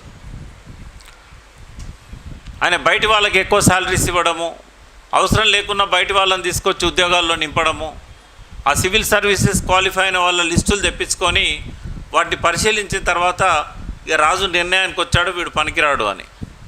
సో రాజీనామా చేసి పోవాల్సి వచ్చింది 3 సంవత్సరాలకే. సో ఆ సమయంలో ముల్కీ రూల్స్ ఎట్లా అమలైనాయి అనేది, ముల్కీ నాన్ ముల్కీల మధ్య గొడవలు ఎట్లయినాయి అనేది, అప్పుడు ప్రధానమంత్రిగా కిషన్ ప్రసాద్, అంటే వీళ్ళిద్దరి మధ్య మళ్ళీ 4 ఉన్నారు. మహారాజా కిషన్ ప్రసాద్ ఎప్పుడైతే ప్రధానమంత్రి అయిండో ఆయన కొన్ని పకడ్బందీగా అమలు చేయడానికి ప్రయత్నం చేశాడు, ఈ ముల్కీ రూల్స్ కానీ ఇట్లాంటివి కానీ. చాలా కొద్ది పీరియడ్ అది, 1884 నుంచి 1911 వరకు. 1911లో 6వ నిజాం చనిపోతాడు. నాకు తెలిసి ఆ పీరియడ్కి సంబంధించి చాలా తక్కువ ప్రశ్నలు వచ్చే అవకాశం ఉంటుంది. బట్ ఎక్కువ ప్రశ్నలు వచ్చేది ఆ 1911 కంటే ముందు కేవలం సాలార్ జంగ్ పీరియడ్కి సంబంధించిందే మీకు ఎక్కువ ప్రశ్నలు వచ్చే అవకాశం ఉంటుంది. ఫోకస్ మీకు దాని మీద పెట్టండి. 6వ నిజాం పీరియడ్లో ప్రశ్నలు వచ్చే అవకాశం ఉన్నది ఇంకొకటి ఉన్నది. ఏంటంటే ఆయన చేసిన గొప్ప పని ఏంటంటే నవాబ్ అలీ నవాజ్ జంగ్. ఒక్కసారి ఎంతమందికి ఇతని గురించి తెలుసో చేతులు ఎత్తండి. నవాబ్ అలీ నవాజ్ జంగ్, ఏమో 5-6 చేతులు వచ్చినాయి. ఎట్లా మీరు ఇంకొక 6 నెలల్లో మెయిన్స్ రాయబోతున్నారు, నవాబ్ అలీ నవాజ్ జంగ్ ఎవరో తెలియదు. 4 రోజులు కాలేదు కదా ఇంజనీర్స్ డే జరుపుకొని, Telangana engineers day. Current affairs చదవట్లేదా, పేపర్లలో కనబడలేదా ఆయన జయంతి అధికారికంగా ప్రభుత్వం జరిపింది? సో నవాబ్ అలీ నవాజ్ జంగ్ని స్కాలర్షిప్ మీద లండన్ పంపించి చదివించి ఆయన వచ్చిన తర్వాత ఆయనకి ఇమ్మీడియట్గా ఉద్యోగం ఇచ్చి ఒక బ్రిటిష్ ఇంజనీర్ను చీఫ్ ఇంజనీర్గా పెట్టి ఆయన కింద ఈయనను సపోర్ట్గా పెట్టి ఈ హిమాయత్ సాగర్ కానీ, గండిపేట, ఉస్మాన్ సాగర్, అట్లాగే నిజాం సాగర్, ఇవన్నీ కూడా ఇవే కాకుండా తెలంగాణలో 1 కోటి ఎకరాలకైనా సాగునీరు అందే ఒక గొప్ప ప్రాజెక్టులను 9 ప్రాజెక్టులను డిజైన్ చేసింది. తుంగభద్ర డ్యామ్ కట్టడానికి కారణమైంది. అదేవిధంగా ఇతర రాష్ట్రాలతో అంతర్రాష్ట్రీయ ఒప్పందాలు చేసింది. నిజాం సంస్థానంలో ఇరిగేషన్ కార్యదర్శిగా ఉన్నది, అంతకుముందు చీఫ్ ఇంజనీర్గా ఉన్నది. ఇదంతా కూడా నవాబ్ అలీ నవాజ్ జంగ్. అందుకే ఆయనను గుర్తు తెచ్చుకోవడానికే తెలంగాణ ఇంజనీర్స్ డేను ఆయన జన్మదినమైన జూలై 11 రోజు జరిపారు. సో ఆయన మీద ప్రశ్న వచ్చే అవకాశం ఉంది. ఆయన గురించి ప్రశ్న అడిగినప్పుడు 6వ నిజాం పీరియడ్ నుంచి స్టార్ట్ అవుతుంది ఆయన కృషి. మూసీకి వరదలు ఎప్పుడు వచ్చినాయి? అప్పుడు ఎవరు రాజు? మీర్ మహబూబ్ అలీ ఖాన్. సో ఆయన పీరియడ్లో ఏం చేశారనే దాని మీద ఆయన గురించి అడిగినప్పుడు,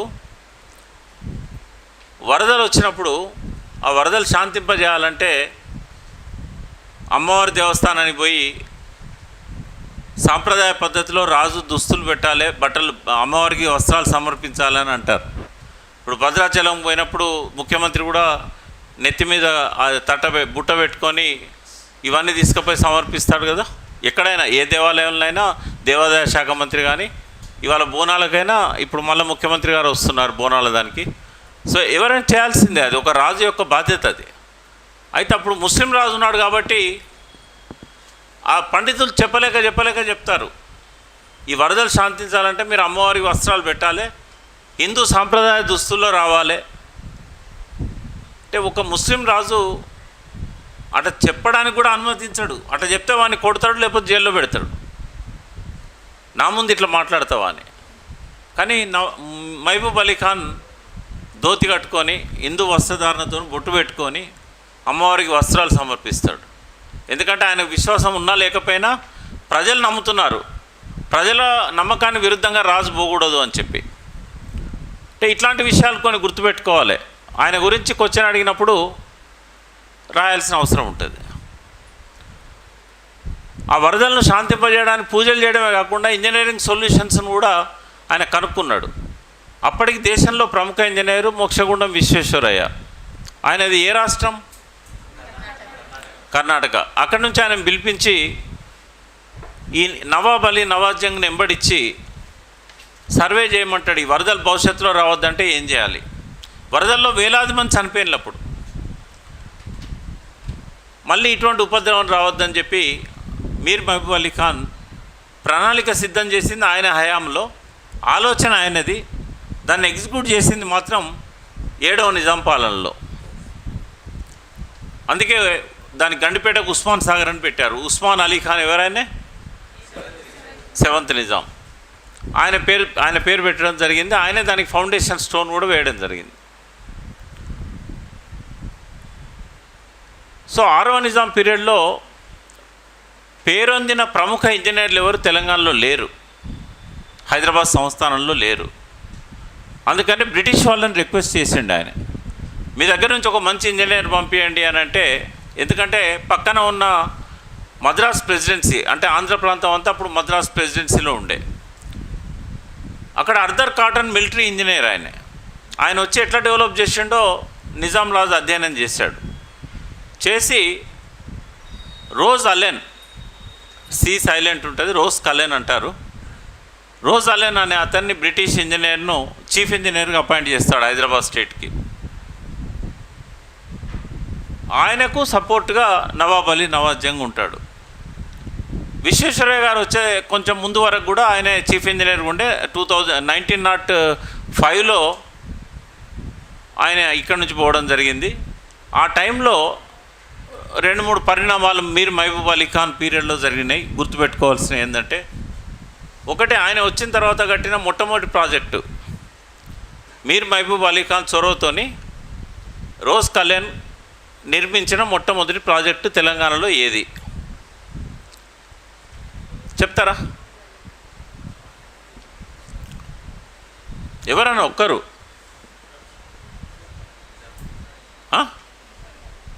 ఇగో తెలిస్తే గట్టిగా చెప్పాలి, తెలియకపోతే నోరు మూసుకోవాలి, సగం సగం చెప్పొద్దు.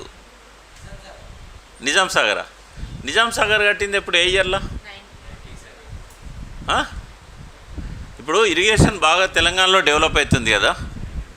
క్వశ్చన్ పేపర్ను తయారు చేయమని ఎవరికి చెప్పిందో నేను అడిగితే కూడా నాకు చెప్పలే. మీరు ఎవరెవరికి ఇస్తున్నారు క్వశ్చన్ పేపర్లు తయారు చేయమని అంటే కూడా చెప్పలే. అప్పుడేమో ఇంతకుముందు ఉన్న సర్వీస్ కమిషన్ వాళ్ళు సలహాలు అడిగేవాళ్ళు, కానీ ఈయన బ్యూరోక్రాట్ని తీసుకొచ్చి పెట్టారు కదా ఐఏఎస్ ఆఫీసర్ని. వాళ్ళు డిసిప్లిన్ ఉంటుంది వాళ్ళకు బాగా, నవ్విండు వదిలేసిండు. రేపు ఒక ఇంజనీర్ ఉన్నాడు అనుకోండి క్వశ్చన్ పేపర్ తయారు చేసిన దానిలో, ఎందుకంటే ఇరిగేషన్ బాగా డెవలప్ అవుతుంది కాబట్టి కాళేశ్వరం ఇట్లాంటివి కడుతున్నారు కదా. ఓ రిటైర్డ్ ఇంజనీర్ను పెడితే ఆయన ఏం అడుగుతాడు క్వశ్చన్స్? ఆయన ఇదే అడుగుతాడు, తెలంగాణలో మొట్టమొదటి ప్రాజెక్ట్ ఏదైనా అడుగుతాడు. ఏం చెప్తారు?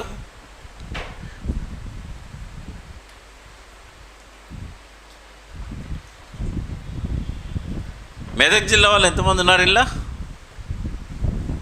చేయలేపండి గట్టిగా. ఏ పని చేసినా కష్టం చేయాలి. ఇట్లా ఇట్లా లేపాలి. చేయి ఎట్లా లేపుతారు? మళ్ళీ లేపు. అట్లా లేపాలి. ఎవరు? నీ సిద్దిపేట జిల్లా. మెదక్ జిల్లా చెప్పు. మెదక్ జిల్లాలో ఏ ప్రాజెక్ట్ మొదలు కట్టిందో? మీ జిల్లాలో ప్రాజెక్టులను గుర్తుపెట్టుకోకపోతే ఎట్లా? పోచారం కంటే ముందు కట్టింది. పోచారం అనేది పాత చెరువు, దాన్ని రీమోడలింగ్ చేశారు, కానీ దానికంటే ముందు కట్టింది అలీసాగర్. ఎక్కడుందబ్బా? అలీసాగర్ కట్టింది నవాబ్ అలీ నవాజ్ జంగ్ పేరు మీద. ఆయన చనిపోయినాక కదా. నేను అడిగేది మీరు మహబూబ్ అలీ ఖాన్ బతుకున్నప్పుడు.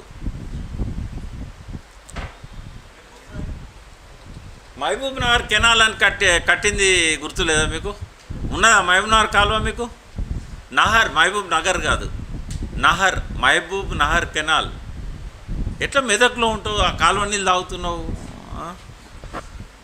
మీరు ముందు మీ జిల్లాలో ఏమున్నదో తెలుసుకోండి.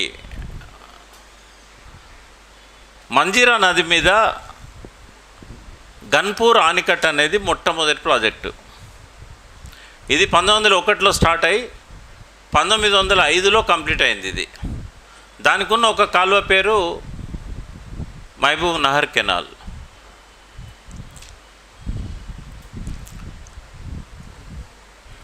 ఆ తర్వాత ఒక 20 సంవత్సరాలకి రెండో కెనాల్ కూడా తీయడం జరిగింది. దాని పేరు ఉస్మాన్ నహర్ కాదు, ఎందుకంటే ఈయన మహబూబ్ నహర్ పెట్టుకున్నాడు కదా, ఆయన ఉస్మాన్ నహర్ పెట్టలేదు, దాని పేరు ఫతే నహర్ అని పెట్టారు, ఫతే నహర్ కెనాల్. సో ఈ ప్రాజెక్టు మొట్టమొదటి ప్రాజెక్ట్ తెలంగాణలో. అంతకుముందు కొన్ని చెరువులు ఉండేది, ఆ చెరువులను మళ్ళీ పునరుద్ధరించారు. మనం సిద్దిపేట దాటిన తర్వాత ఒక చెరువు రైట్ సైడ్కి ఉంటుంది. ఏం పేరు దాని పేరు? సిద్దిపేట కరీంనగర్ పోతా అంటే రైట్ సైడ్కు శనిగరం. శనిగరం అనేది మొట్టమొదటిసారి రిపేర్ చేసిన పెద్ద చెరువు. దానికి ప్రాజెక్ట్ అని పేరు పెట్టారు, బట్ అది నిర్మించలేదు. ఉన్నదాన్ని కొంత రీమోడలింగ్ చేశారు. అది 1886లో చేశారు. ఈ రెండు కూడా మీర్ మహబూబ్ అలీ ఖాన్ తర్వాత చేసినాయి. ఆ తర్వాత ఆ 11 సంవత్సరాలు ఆయన ఏదైతే 1901 నుంచి 1911లో ఆయన చనిపోయేదాకా ఆయన అత్యంత ప్రాధాన్యత ఇచ్చింది నీటిపారుదల ప్రాజెక్టులకే. అయితే ఆ రోజుల్లో భారీ ప్రాజెక్టుల గురించి ఆలోచించలేదు. ముందుగా కాకతీయులు కుతుబ్షాహీలు కాపాడిన చెరువులు ఏవైతే ఉన్నాయో వాటిని పునరుద్ధరించాలని చెప్పేసి అప్పుడున్న ఇంజనీర్లు సలహా ఇస్తే,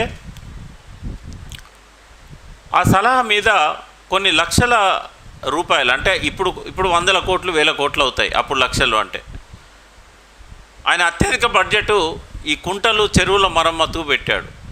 ఇవాళ పెద్ద చెరువులుగా తెలంగాణలో చెప్పాల్సి వస్తే ఒక 3-4 పేర్లు చెప్పండి ఎవరైనా. లక్నవరం, పాకాల, గన్పూర్, బయ్యారం,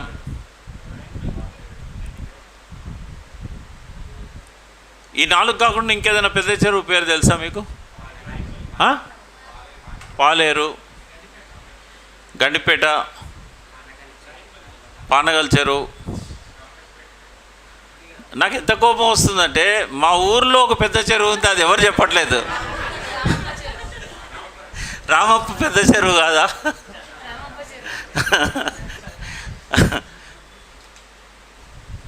ఇవన్నిటిని కూడా రిపేర్ చేసింది మహబూబ్ అలీ ఖాన్. రామప్ప, లక్నవరం, పాకాల, మీరు చెప్పిన చెరువులు అన్నీ కూడా. ఇవే కాకుండా కొన్ని 100 చెరువులు. వాటికి ఎంత బడ్జెట్ పెట్టిండో కూడా నా పుస్తకంలో రాశాను.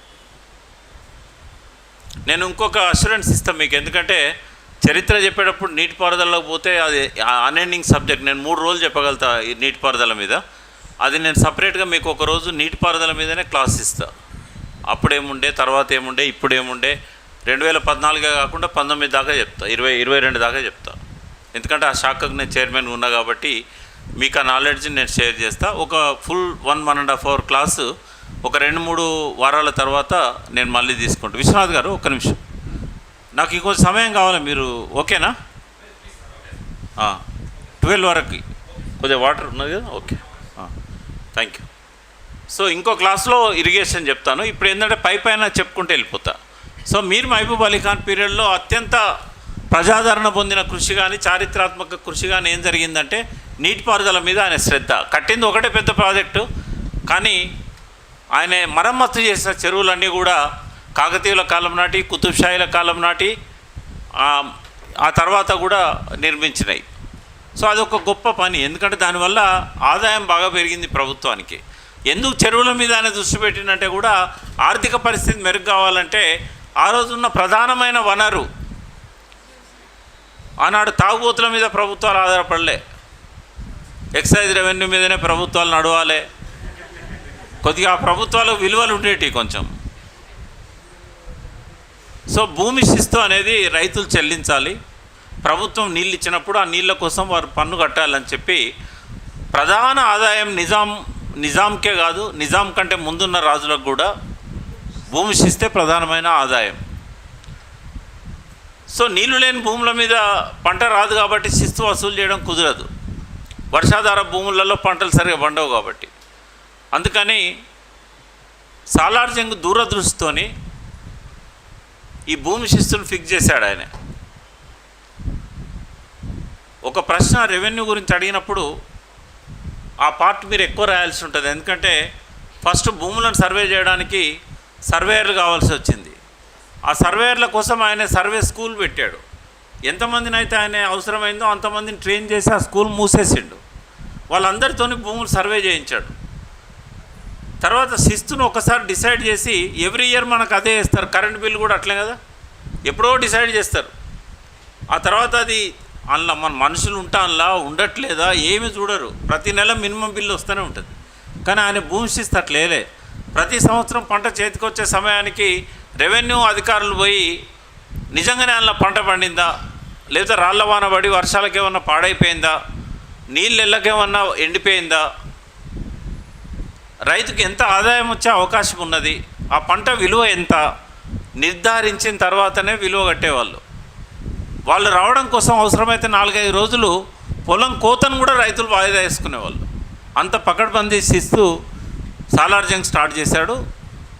మరి ఆ భూములకు నీళ్ళు ఇస్తేనే రైతులు సమృద్ధిగా పంటలు పండిస్తారు, ఆదాయం వాళ్ళకి ఎక్కువ వస్తేనే మనకు పన్నులు చెల్లిస్తారు. కాబట్టి రాజు సుభిక్షంగా ఉండాలంటే రైతు సుభిక్షంగా ఉండాలి అని చెప్పి ఈ నీళ్ళన్నింటినీ కూడా ఈ చెరువులలో, ఈ ప్రాజెక్టులలో నిల్వ చేసి పంట కాలానికి వాళ్ళకి ఇవ్వాలన్న ఉద్దేశంతో సాలార్ జంగ్ ఏదైతే ఒక దారి చూపెట్టాడో ఆ దారిలో మీర్ మహబూబ్ అలీ ఖాన్ ఈ కాలువలు, చెరువులన్నీ రిపేర్లు చేశాడు. ఆయన కృషి అర్ధాంతరంగా ఉండగానే ఆయన చనిపోయాడు. తర్వాత 7వ నిజాము నవాబ్ ఉస్మాన్ అలీ ఖాన్, ఏమంటారు పూర్తి పేరు మీర్ ఉస్మాన్ అలీ ఖాన్. ఆయన చేసిన కృషి, ఆయన ప్రారంభించిన ఇరిగేషన్ పనులు ఆ కాంటెంపరీ వరల్డ్లో ఏ దేశంలో ఏ రాజు చేయలేదు, ఏ పాలకుడు చేయలేదు, ఏ బ్రిటిష్ అధికారి చేయలేదు. నిజాం రాజు ఆయన అధికారంలోకి వచ్చినప్పుడు కేవలం ఈ కుంటల చెరువుల మరమ్మతులే జరుగుతూ ఉన్నాయి. ఆయన విజన్ ఎంత గొప్పదంటే ఈ నవాబ్ అలీ నవాజ్ జంగ్ ఆయన కలిసి తెలంగాణలో ప్రతి ఎకరానికి సాగునీరు వచ్చే విధంగా ఆ రోజు ప్రాజెక్టులు డిజైన్ చేశారు. దురదృష్టవశాత్తు సమైక్య రాష్ట్రం వచ్చినాక ఆ ప్రాజెక్టులన్నీ నిర్మాణం కాకుండానే రద్దు చేయబడ్డాయి.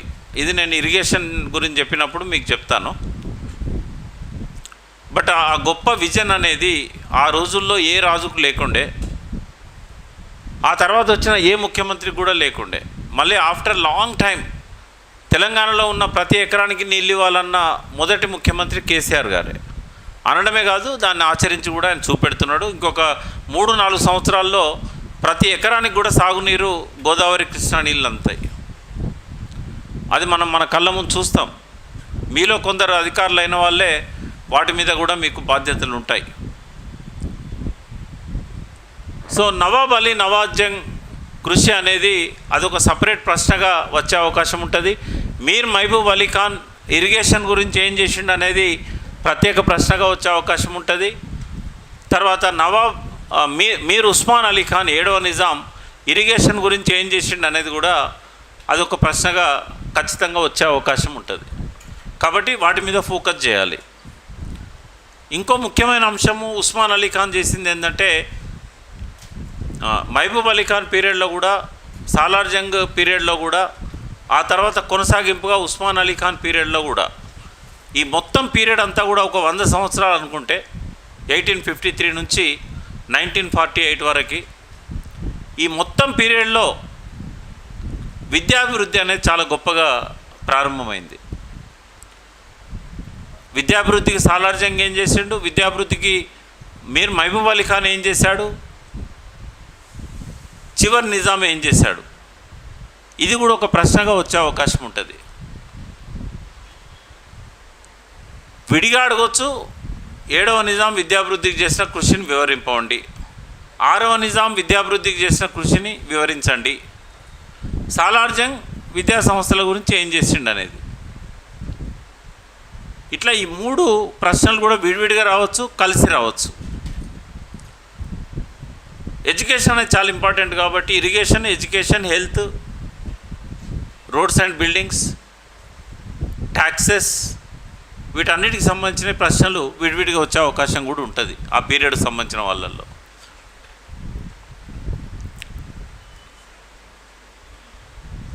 ఏడవ నిజాం పీరియడ్కి సంబంధించి మనం చాలాసేపు మాట్లాడుకోవాల్సి వస్తుంది, బట్ అవుట్లైన్ చెప్తాను నేను. ఆ పీరియడ్లో అంతకంటే కొంచెం ముందు భాగ్యరెడ్డి వర్మ, ఆయన గురించి చదివిన వాళ్ళు ఒక్కసారి చేయలేపండి. భాగ్యరెడ్డి వర్మ చాలా తక్కువ మంది ఉన్నారు. సో మీరు చాలా చదవాల్సి ఉంది, సమయం తక్కువ ఉంది.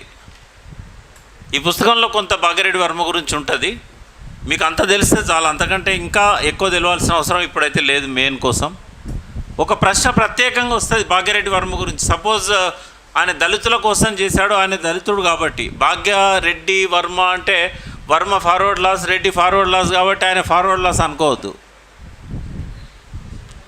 అర్థమైంది కదా? అది చదివితే తెలుస్తుంది మీకు ఆయనకు రెడ్డి ఎందుకు వచ్చింది, వర్మ ఎందుకు వచ్చింది. సపోజ్ క్వశ్చన్ పేపర్ తయారు చేసే దానిలో ఎవరైనా ఒక దళితుడు ఉన్నారనుకోండి, ఖచ్చితంగా అడుగుతాడు భాగ్యరెడ్డి వర్మ దళితులకు ఏం చేసిండు. చెప్పలేం కదా. ఇట్లాంటి ఒక్కొక్కరు వాళ్ళ మనస్తత్వాలు మనకు తెలియదు, వాళ్ళ పేర్లు తెలియదు, ఎవరు రాస్తున్నారో కూడా తెలియదు. అది రోబోకి ఇచ్చినా మనుషులకు ఇచ్చినా కూడా తెలియదు. కాబట్టి మీరు ఊహించండి, భాగ్యరెడ్డి వర్మ గురించి ప్రశ్న వస్తుంది. ఆయన గొప్ప సంఘ సంస్కర్త. ఆయన పీరియడ్ ఎప్పటి నుంచి ఎప్పటి వరకు ఉంటుంది మనకు? 1903 నుంచి మొదలుపెట్టి 1934-37 దాకా ఉంటుంది. ఆ తర్వాత ఆయన చనిపోతాడు అనారోగ్యంతో. సో భాగ్యరెడ్డి వర్మను బాగా అధ్యయనం చేయండి.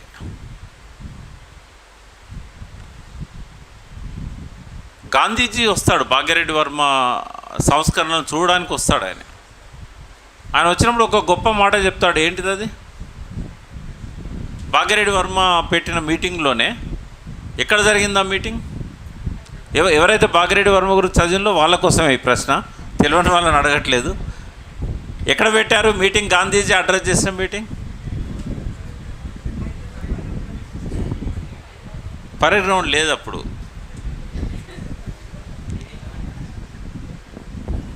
Victory play ground, Vivekavardhini victory play ground, 2 దిక్కులో మీటింగ్స్ అవుతాయి. గోల్డెన్ థ్రెషోల్డ్ ఇక్కడ కూడా అవుతుంది. ఏది మన హ్యాబిట్స్లో సరోజిని నాయుడు ఇంట్లో ఉండేవాడు ఆయన ఎప్పుడు వచ్చినా కూడా. సో ఆయన మాట ఏ మాట అన్నాడంటే గంగా జమునా తహజీబ్, గంగా జమునా తహజీబ్ అన్నాడు హైదరాబాద్ నగరం గురించి. ఎందుకు అన్నాడు? కాంటెక్స్ట్ ఏంది? గంగా అంటే హిందువులకు, నాకు అర్థమైంది. మరి జమున అంటే హిందువులకు ఎట్లయితుంది, ముస్లింలకు ఎట్లయితుంది? ఇప్పుడు జమున, జమున అంటే ఏంది? సినిమా యాక్టర్ జమున కాదు, జమున అంటే ఏంది? ఆ?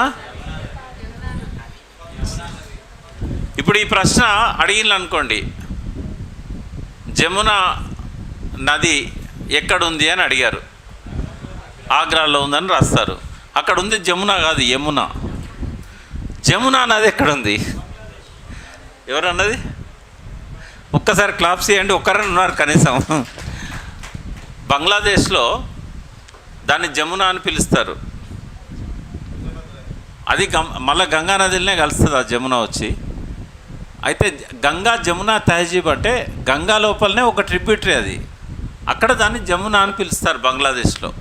సముద్రంలో కలిసే ముందు గంగా నదిలో ఒక పాయ బంగ్లాదేశ్ నుంచి వచ్చి కలుస్తుంది.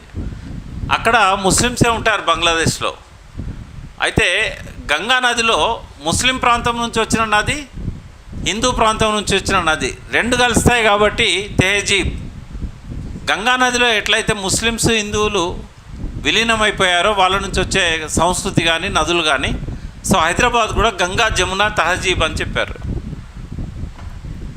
బహుశా బిట్స్లలో అడగవచ్చు ఇట్లాంటివి ఉంటే. ఎక్కువ మంది తెలియని అడగాలని చూస్తారు వాళ్ళు. సో అది భాగ్యరెడ్డి వర్మ పెట్టిన మీటింగ్లోనే అన్నాడు. రెండవది, నిజాం ఉన్నప్పుడు తెలుగులో విద్యాభివృద్ధికి ఆయన ఏమన్నా కృషి చేశాడా? 7వ నిజాం అంటే జనరల్ ప్రశ్న ఏమొస్తుంది అంటే ఉర్దూ మీడియం కాబట్టి చేయలేదు అని వస్తుంది. చేసింది ఎవరు అంటే భాగ్యరెడ్డి వర్మ. తెలుగులో స్కూల్స్ ఓపెన్ చేశాడు హైదరాబాద్ సిటీలో. ఎక్కువగా దళితవాడల్లో పెట్టాడు ఆయన, ఎందుకంటే వాళ్ళకు కూడా చదువు రావాలన్న ఉద్దేశంతో. అందులో ఎక్కువగా మహిళలకు విద్యాభివృద్ధి జరగాలని చెప్పి మహిళలను బాగా ఎంకరేజ్ చేశాడు, విద్యార్థినులను. ఆ స్కూళ్ళను ఆయన తర్వాత మొత్తం నిజాం తీసుకొని వాటిని నడిపిండు, క్లోజ్ చేయలేదు. కాబట్టి నిజాం తెలుగులో విద్యాబోధన కృషి చేసిండు అంటే డెఫినెట్ కృషి చేసిండు అని చెప్పాలి. భాగ్యరెడ్డి వర్మ మొదలుపెట్టిన ఆయనే కొనసాగించాడు కదా, రద్దు చేయలే కదా. ఆ మేరకు ఒక ప్లస్ పాయింట్ నిజాం లోపల. సో భాగ్యరెడ్డి వర్మ ఏం చేసిండు అనేది అంతా కూడా చాలా వరకు ఇందులో రిపోర్ట్ చేశాను నేను. ఆయన పెట్టిన సంఘాల పేర్లు కానీ ఇవన్నీ కూడా. సో అది మీరు తప్పనిసరిగా ప్రశ్న వచ్చే అవకాశం ఉన్న, అంటే నేను తప్పనిసరి అంటున్నా అంటే ఒక టాప్ 20 టాప్ 30 క్వశ్చన్స్లలో అది ఉంటుంది అని. చదవండి భాగ్యరెడ్డి వర్మ గురించి. ఎవరన్నా అకాడమిషియన్ పరీక్ష పేపర్ తయారు చేస్తే చరిత్ర ప్రొఫెసర్ 6వ నిజాం 7వ నిజాం పాలనలో జరిగిన రాజ్యాంగ సంస్కరణల గురించి రాయమంటాడు. 6వ నిజాం పీరియడ్లో ఎప్పుడు స్టార్ట్ అయిన సంస్కరణలు? సాలార్జంగ్ సంస్కరణలు కాకుండా 6వ నిజాం 7వ నిజాం పీరియడ్లో జరిగిన సంస్కరణలు. 6వ నిజాం ఎప్పుడు సంస్కరణలకు శ్రీకారం చుట్టిండు? 1892-93. దాని పేరేమంటారు? ఆ సంస్కరణలకు పేరు పెట్టిండు ఆయన. ఉర్దూలో ఉంటుంది ఆ పేరు, కానూన్ చా ముబారిక్.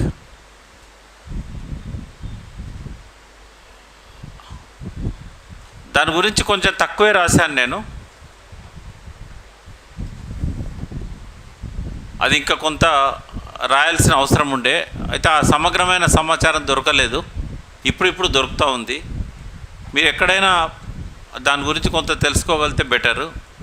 లేదు అంటే నేను మళ్ళీ వచ్చినాడు దాని గురించి ఏమైనా నోట్ తయారు చేసి ఇవ్వడం ఏదో చేస్తాను. లేదంటే ఇట్లాంటివి ఏవైతే నేను తక్కువ ఫోకస్ చేసి ఇంకా కొంత రాస్తే బాగుండు, సమాచారం కోసం వెతికితే బాగుండు అనుకున్నవి వీడియోల రూపంలో రాబోతున్నాయి. మీరు మెయిన్ పరీక్ష రాసేదాకా అవసరం లేదు. ఒక 2 monthsలో ఒక యాప్ ఒకటి మీకు అందుబాటులో తీసుకొస్తున్నాను నేను.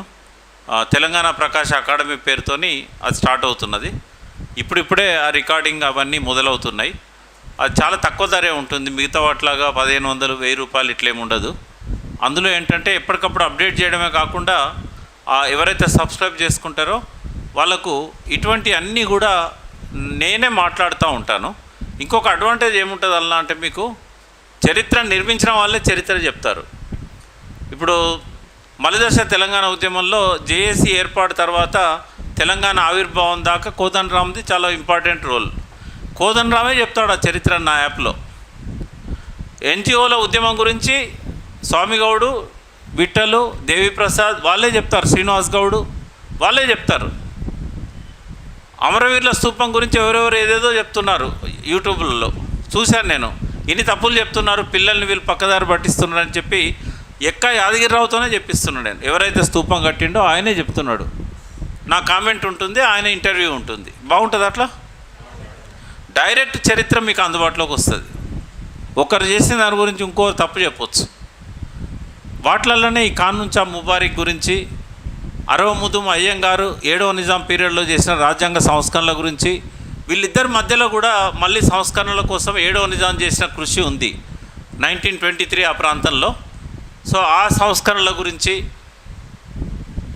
మొత్తం 4 సార్లు సంస్కరణలు ఉంటాయి. 1853 సాలార్జంగ్ సంస్కరణలు, 1892-93 కానూన్చా ముబారిక్, తర్వాత 1923లో 7వ నిజాం చేపట్టిన సంస్కరణలు, తర్వాత మళ్ళీ 1937లో అరవముదుం అయ్యంగార్, అప్పుడు ఆయన ప్రైమ్ మినిస్టర్గా సెక్రటరీ ఉండే ఆయన దగ్గర, నిజాం దగ్గర, ఆయన చేసిన సంస్కరణలు.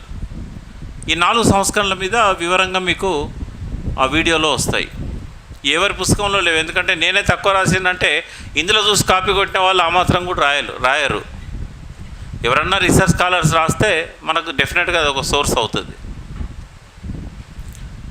సో నిజాం పీరియడ్లో, 7వ నిజాం పీరియడ్లో చాలా ప్రశ్నలు వచ్చే అవకాశం ఉంటుంది. 1 కాదు 2 కాదు, ఎందుకంటే ఆయన పీరియడ్ కూడా చాలా ఎక్కువ. ఇప్పుడు మొదటి 50 ఏళ్ళు 1850 నుంచి 1911 వరకు, 4వ నిజాం నుంచి 6వ నిజాం, 3 నిజాంలో 50 ఏళ్ళు పరిపాలన చేస్తే నెక్స్ట్ 40 ఇయర్స్ ఒకడే నిజాం పరిపాలన చేశాడు.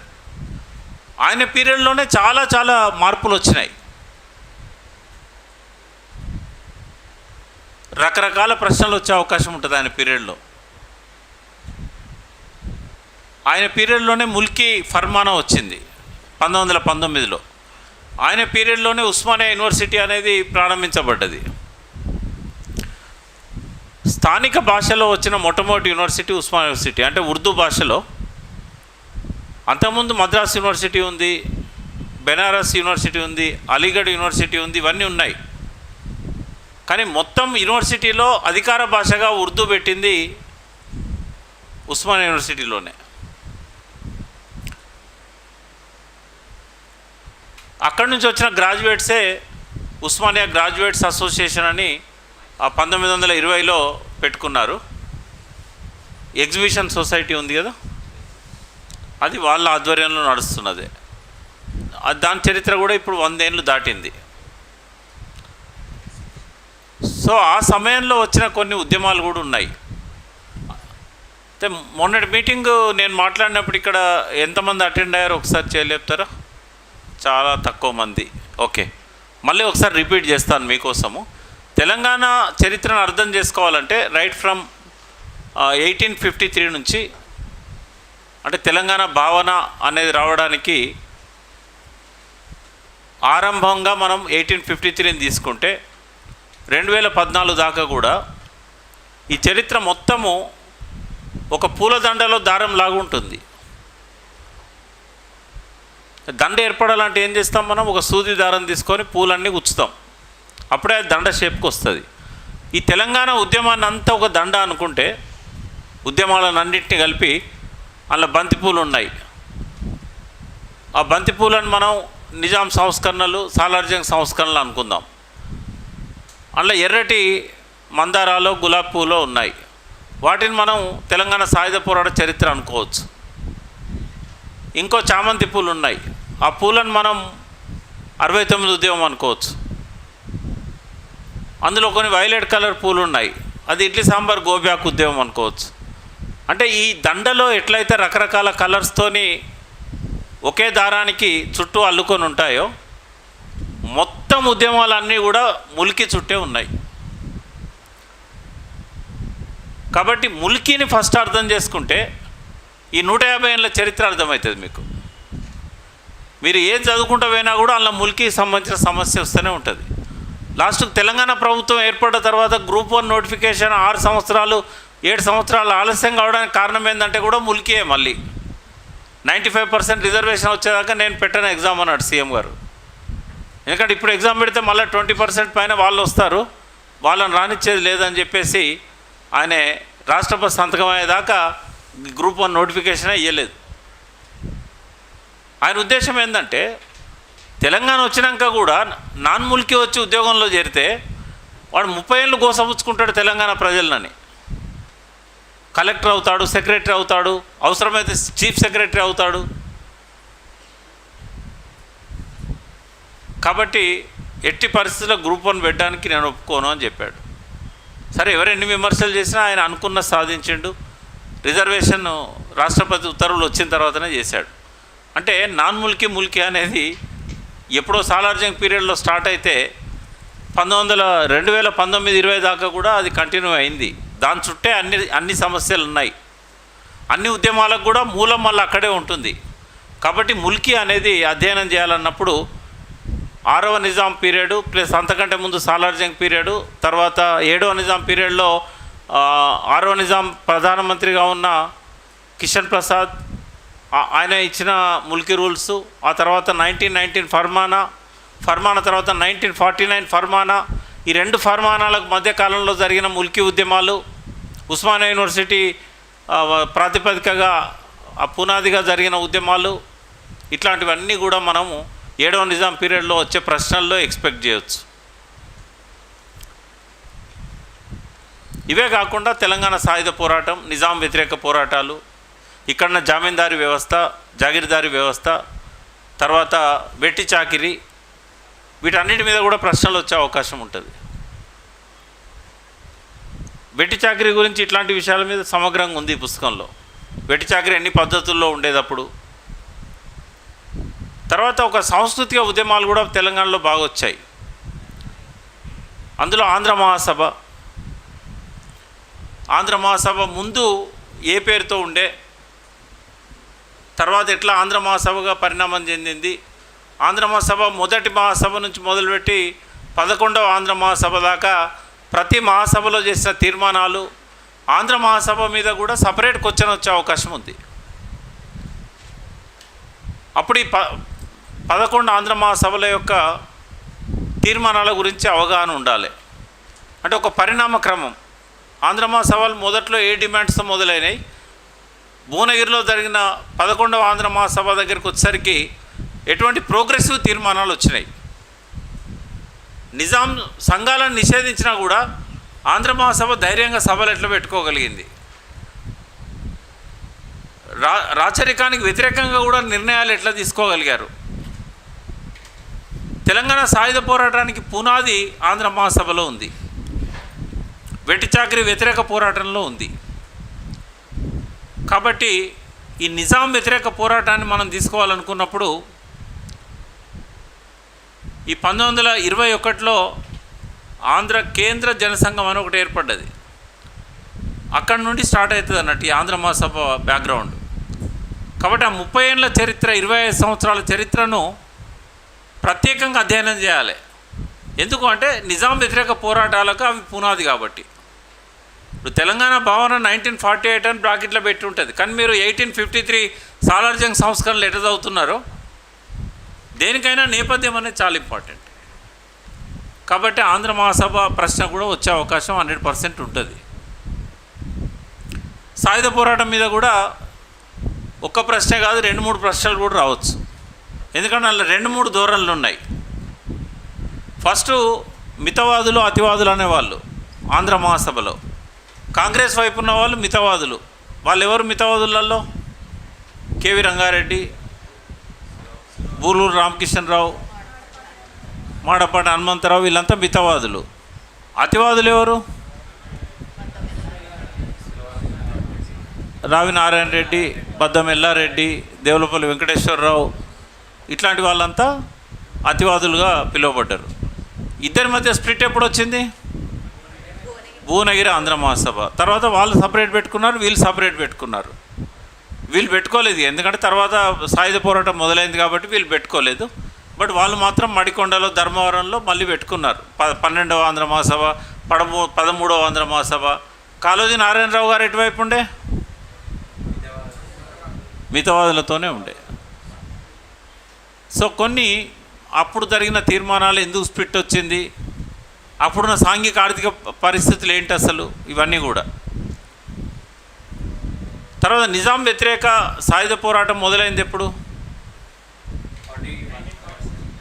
1946లో మొదలై 51 దాకా నడిచింది. సో ఆ 46-51కి సంబంధించి కూడా మళ్ళీ 2-3 ప్రశ్నలు వచ్చే అవకాశం ఉంటుంది. ఇప్పుడు సాయుధ పోరాటాన్ని ఆ 5 సంవత్సరాల కాలంలో సాయుధ పోరాటాన్ని నడిపిన ముఖ్యమైన నాయకుల పేర్లు చెప్పమంటే తెలంగాణలో నేను అడిగే ప్రశ్న అర్థం చేసుకోండి.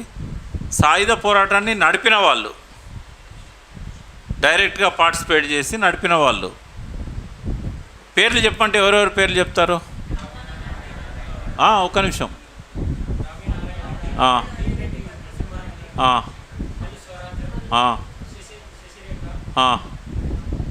ఇంకా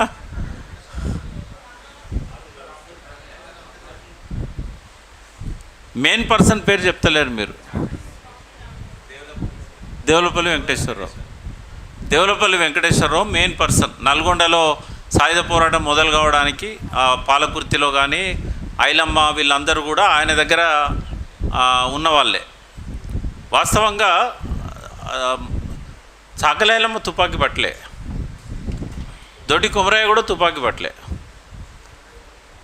కుల సంఘాల చైతన్యం ఎక్కువైంది కాబట్టి ఎవరి కులానికి సంబంధించిన వాళ్ళను, వీరులను వాళ్ళు స్మరించుకుంటారు కాబట్టి దొడ్డి కొమరయ్య గొల్ల వాళ్ళకు, యాదవులకు ఐకాన్ అయిండు. చాకలైలమ్మ ఇటుకాల ఐలమ్మ, ఆమె ఐలమ్మను చాకలి వాళ్ళ ఆరాధ్య అంటే వీరవనితగా వారు చిత్రీకరించుకున్నారు. 1984లో నేను ఒక పత్రిక ఎడిటర్గా ఉండేది. ఆ పత్రికను ఫస్ట్ ఇష్యూ ఆవిష్కరించడానికి ఎవరైతే బాగుంటుందని దేవులపల్లి వెంకటేశ్వరరావు గారు అప్పుడు బతికున్నారు. నేను ఆయనతో పనిచేశాను. అంటే నేను పుట్టకముందు జరిగిన తెలంగాణ సాయుధ పోరాటాన్ని నడిపిన వ్యక్తి దేవులపల్లి వెంకటేశ్వరరావు. ఆయనతో నేను కనెక్ట్ కావడం వల్ల ఏం జరిగిందంటే ఆ చరిత్ర అంతా పుస్తక రూపంలో వచ్చింది. అంతకుముందు సుందరయ్య గారు రాసిందే చరిత్ర. పుచ్చలపల్లి సుందరయ్య గారు రాసిన చరిత్రలో కొన్ని వాస్తవాలకు దూరంగా ఉండే అంశాలు కూడా ఉన్నాయి. ఆనాడు బ్రతుకున్న వాళ్ళనే ఆయన పుస్తకంలో చనిపోయండి అని రాసిన సందర్భాలు ఉన్నాయి.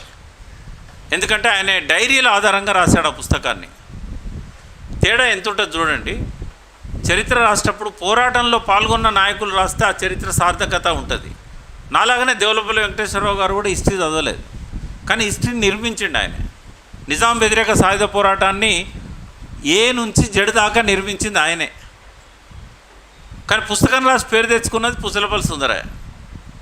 ఆయన లేడు, తెలంగాణలో లేడు. ఆయన కేవలం 3 సార్లు 4 సార్లు కార్యకర్తలకు శిక్షణ ఇవ్వడానికి వచ్చాడు, ఒకసారి పోరాట విరమణ కోసం వచ్చాడు. ఆయన రాసిన చరిత్ర అంతా డైరీల ఆధారంగా, వార్తల ఆధారంగా రాసిందే. అన్నిసార్లు వార్తలు కరెక్ట్ ఉండకపోవచ్చు కదా, కాబట్టి అసమగ్రంగా ఉన్నదని చెప్పి దేవులపల్లి వెంకటేశ్వరరావు గారితో చెప్తే ఆయన అన్నాడు, నాకు టైం లేదు రాయడానికి అన్నాడు. ఎవరైనా పోరాటంలో ఉన్నవాళ్ళు చరిత్ర రాయకపోవడానికి కారణం ఏంటంటే వాళ్ళకి టైం లేకపోవడమే. నేను కూడా తెలంగాణ ఉద్యమంలో ఉన్న రోజులు రాయలేదు, ఆర్టికల్స్ రాశాను, కానీ తెలంగాణ వచ్చిన తర్వాత రాశాను, సమయం దొరికింది రాయడానికి. ఆయనతో నేను అడిగితే నాకు సమయం లేదు రాయలేను అన్నాడు. మీరు రాయకపోతే ఆ చరిత్ర కాలగర్భంలో కలిసిపోతుంది, వాస్తవాలు బయటికి రావు అని చెప్పినాం. మరి ఏం చేద్దాం అనుకున్నప్పుడు మీరు మాట్లాడుతూ ఉండండి, టేప్ రికార్డులో దాన్ని రికార్డ్ చేస్తాము, రికార్డ్ చేసి మేము రాస్తామని చెప్పాను.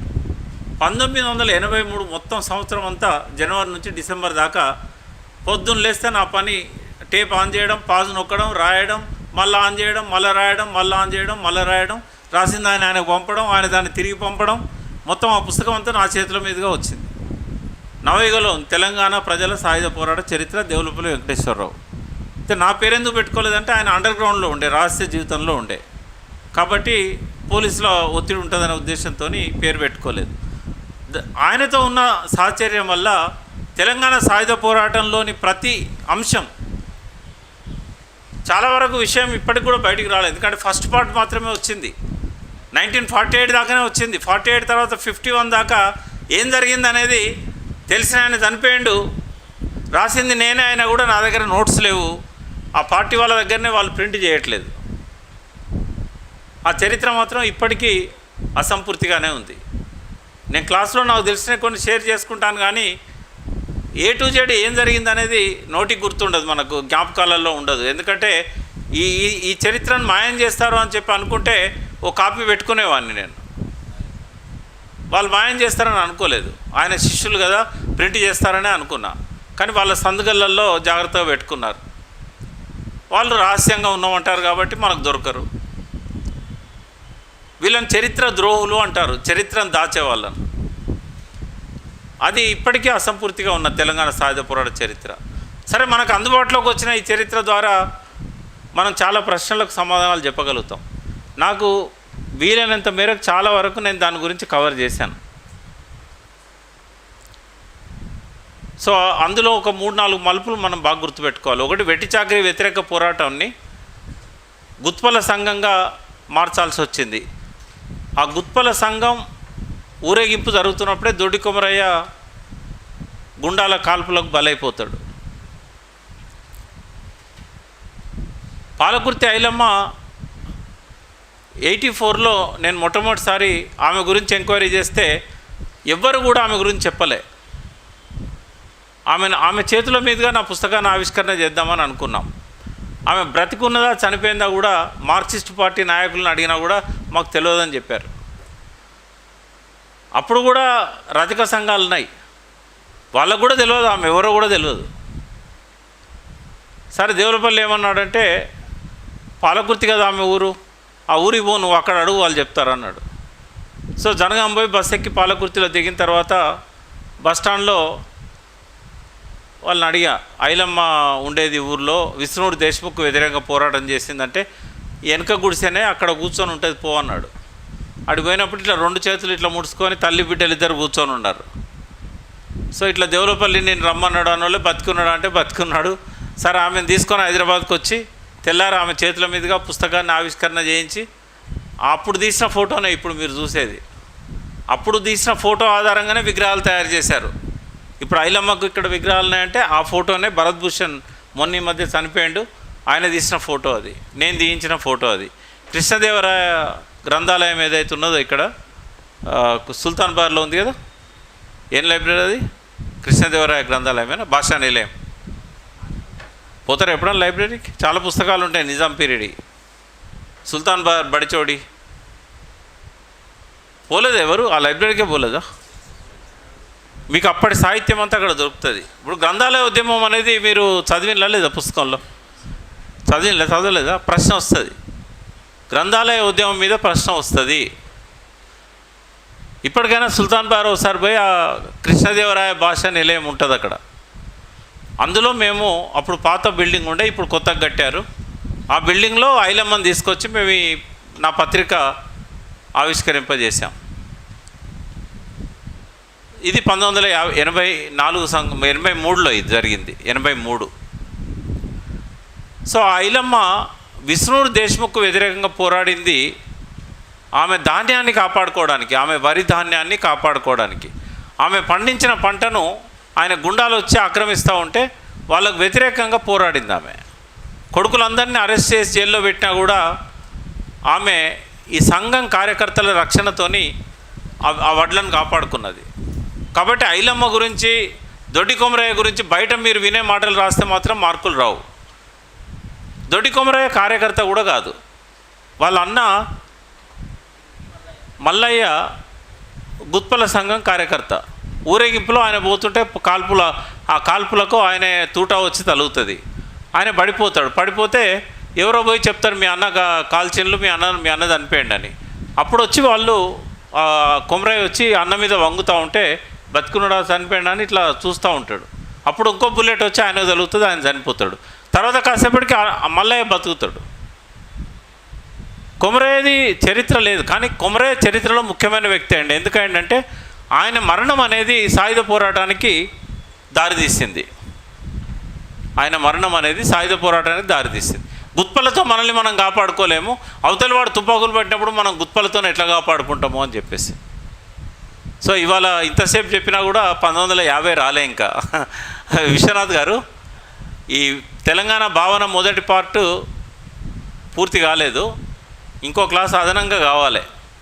అంటే నీటిపారుదలతో పాటు పోలీస్ యాక్షన్ సంబంధించింది కూడా చాలా ఉంది, దాని మీద కూడా ప్రశ్నలు వస్తాయి. పోలీస్ యాక్షన్కు తెలంగాణ ఏర్పాటుకు సంబంధం ఉన్నది. ఐక్యరాజ్య సమితిలో నిజాం ఒక పిటిషన్ పెడతాడు, భారతదేశం నా హైదరాబాద్ మీద దాడి చేసింది, నెహ్రూ సైన్యాలు దాడి చేసినాయి, మీరు జోక్యం చేసుకొని నా హైదరాబాద్ నాకు ఇవ్వమని చెప్పి పెడతాడు. ఆ పిటిషన్ ఈ రోజు వరకు పెండింగ్ ఉంది ఐక్యరాజ్య సమితిలో, సెక్యూరిటీ కౌన్సిల్లో ఈ రోజు వరకు. అయితే నెహ్రూ హైదరాబాద్ను 3 ముక్కలు చేయడానికి కారణం ఏంది? కర్ణాటక ప్రాంతంలో కన్నడ జిల్లాలను, మరాఠీ మాట్లాడే వాళ్ళను బొంబాయి రాష్ట్రం అప్పుడు, ఇప్పుడు మహారాష్ట్ర, కేవలం ఆ పిటిషనే కారణం. ఐక్యరాజ్య సమితిలో ఉన్న పిటిషన్ వల్లనే హైదరాబాద్ రాష్ట్రం 3 ముక్కలైంది.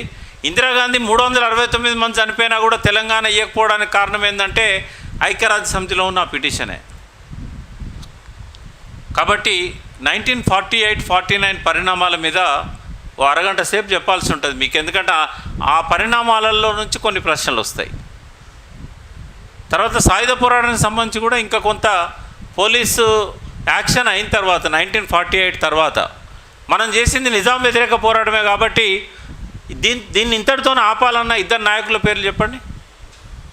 ఇంకా సాయుధ పోరాటం అక్కర్లేదు, మనం విరమించుదామని చెప్పి కాదు. రావి నారాయణ రెడ్డి, బద్దం ఎల్లారెడ్డి వాళ్ళు సపరేట్ అయిపోయినలిగా. ఆ తర్వాత నిజాంకు వ్యతిరేకంగా జరిగిన సాయుధ పోరాటం కూడా నెహ్రూ పోలీసులకు వ్యతిరేకంగా సాయుధ పోరాటంగా మారుతుంది. తర్వాత సైనిక పోరాటం అనేది ఎందుకు అవసరమైంది? పోలీస్ యాక్షన్ అని అన్నారు వాళ్ళు. నిజంగా పోలీసులతోనైంది ఆ యాక్షన్? సైనికులతోనైంది. సైనికులను తీసుకొచ్చారు ఒక ఇంటర్నల్గా ఒక స్టేట్లోకి అని అంటే అది ఐక్యరాజ్య సమితి సీరియస్గా తీసుకుంటుందని చెప్పి సైనికులు అనకుండా పోలీసులు అని అన్నారు. కొన్ని సంక్లిష్టమైన ప్రశ్నలు ఉన్నాయి. మరి నెహ్రూ చేతిలోకి సైనిక చర్య ద్వారా తెలంగాణ హైదరాబాద్ వచ్చిన తర్వాత నిజాం రాజే ఎందుకు రాజుగా కొనసాగిండు? పిటిషన్ ఉన్నది కాబట్టి. రెండవది, నిజంగా భారతదేశంలో హైదరాబాద్ ఎప్పుడు విలీనమైంది?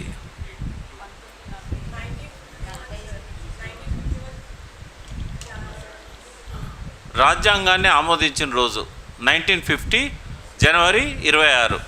ఎందుకంటే హైదరాబాద్ పేరు అఫీషియల్గా రాజ్యాంగంలో చేరింది ఆ డేట్ నాడే. ఆ డేట్ కంటే ముందు ఏదున్నా కూడా అదంతా నిజాం రాజ్యం కిందనే వస్తుంది. దీనికి ఒక సుప్రీంకోర్టు తీర్పు ఆధారంగా ఉంది. ఇవన్నీ మీద మళ్ళీ ఒకసారి మాట్లాడదాం, ఎందుకంటే ఈ పర్టికులర్ పార్ట్ ఏదైతే ఉన్నదో పోలీస్ యాక్షన్, పరిణామాలు, ఐక్యరాజ్య సమితి, అది ఒక ½ గంట పడుతుంది. తర్వాత అక్కడ నుంచి అసలు ముల్కీ ఉద్యమాలు స్టార్ట్ అవుతాయి. ఇప్పుడు ఆంధ్రప్రదేశ్ ఎందుకు ఏర్పడ్డది, జెంటిల్మన్ అగ్రిమెంట్ ఏంది, ఒప్పందాలు ఎట్లా ఉల్లంఘన అయినాయి, ఆ తర్వాత తెలంగాణ పోరాటం ఎందుకు వచ్చింది, ప్రత్యేక తెలంగాణ ఉద్యమం, అంతకంటే ముందు non Mulki go back, idli sambar go back ఎందుకు వచ్చింది, అక్కడ నుండి చరిత్ర మొదలవుతుంది.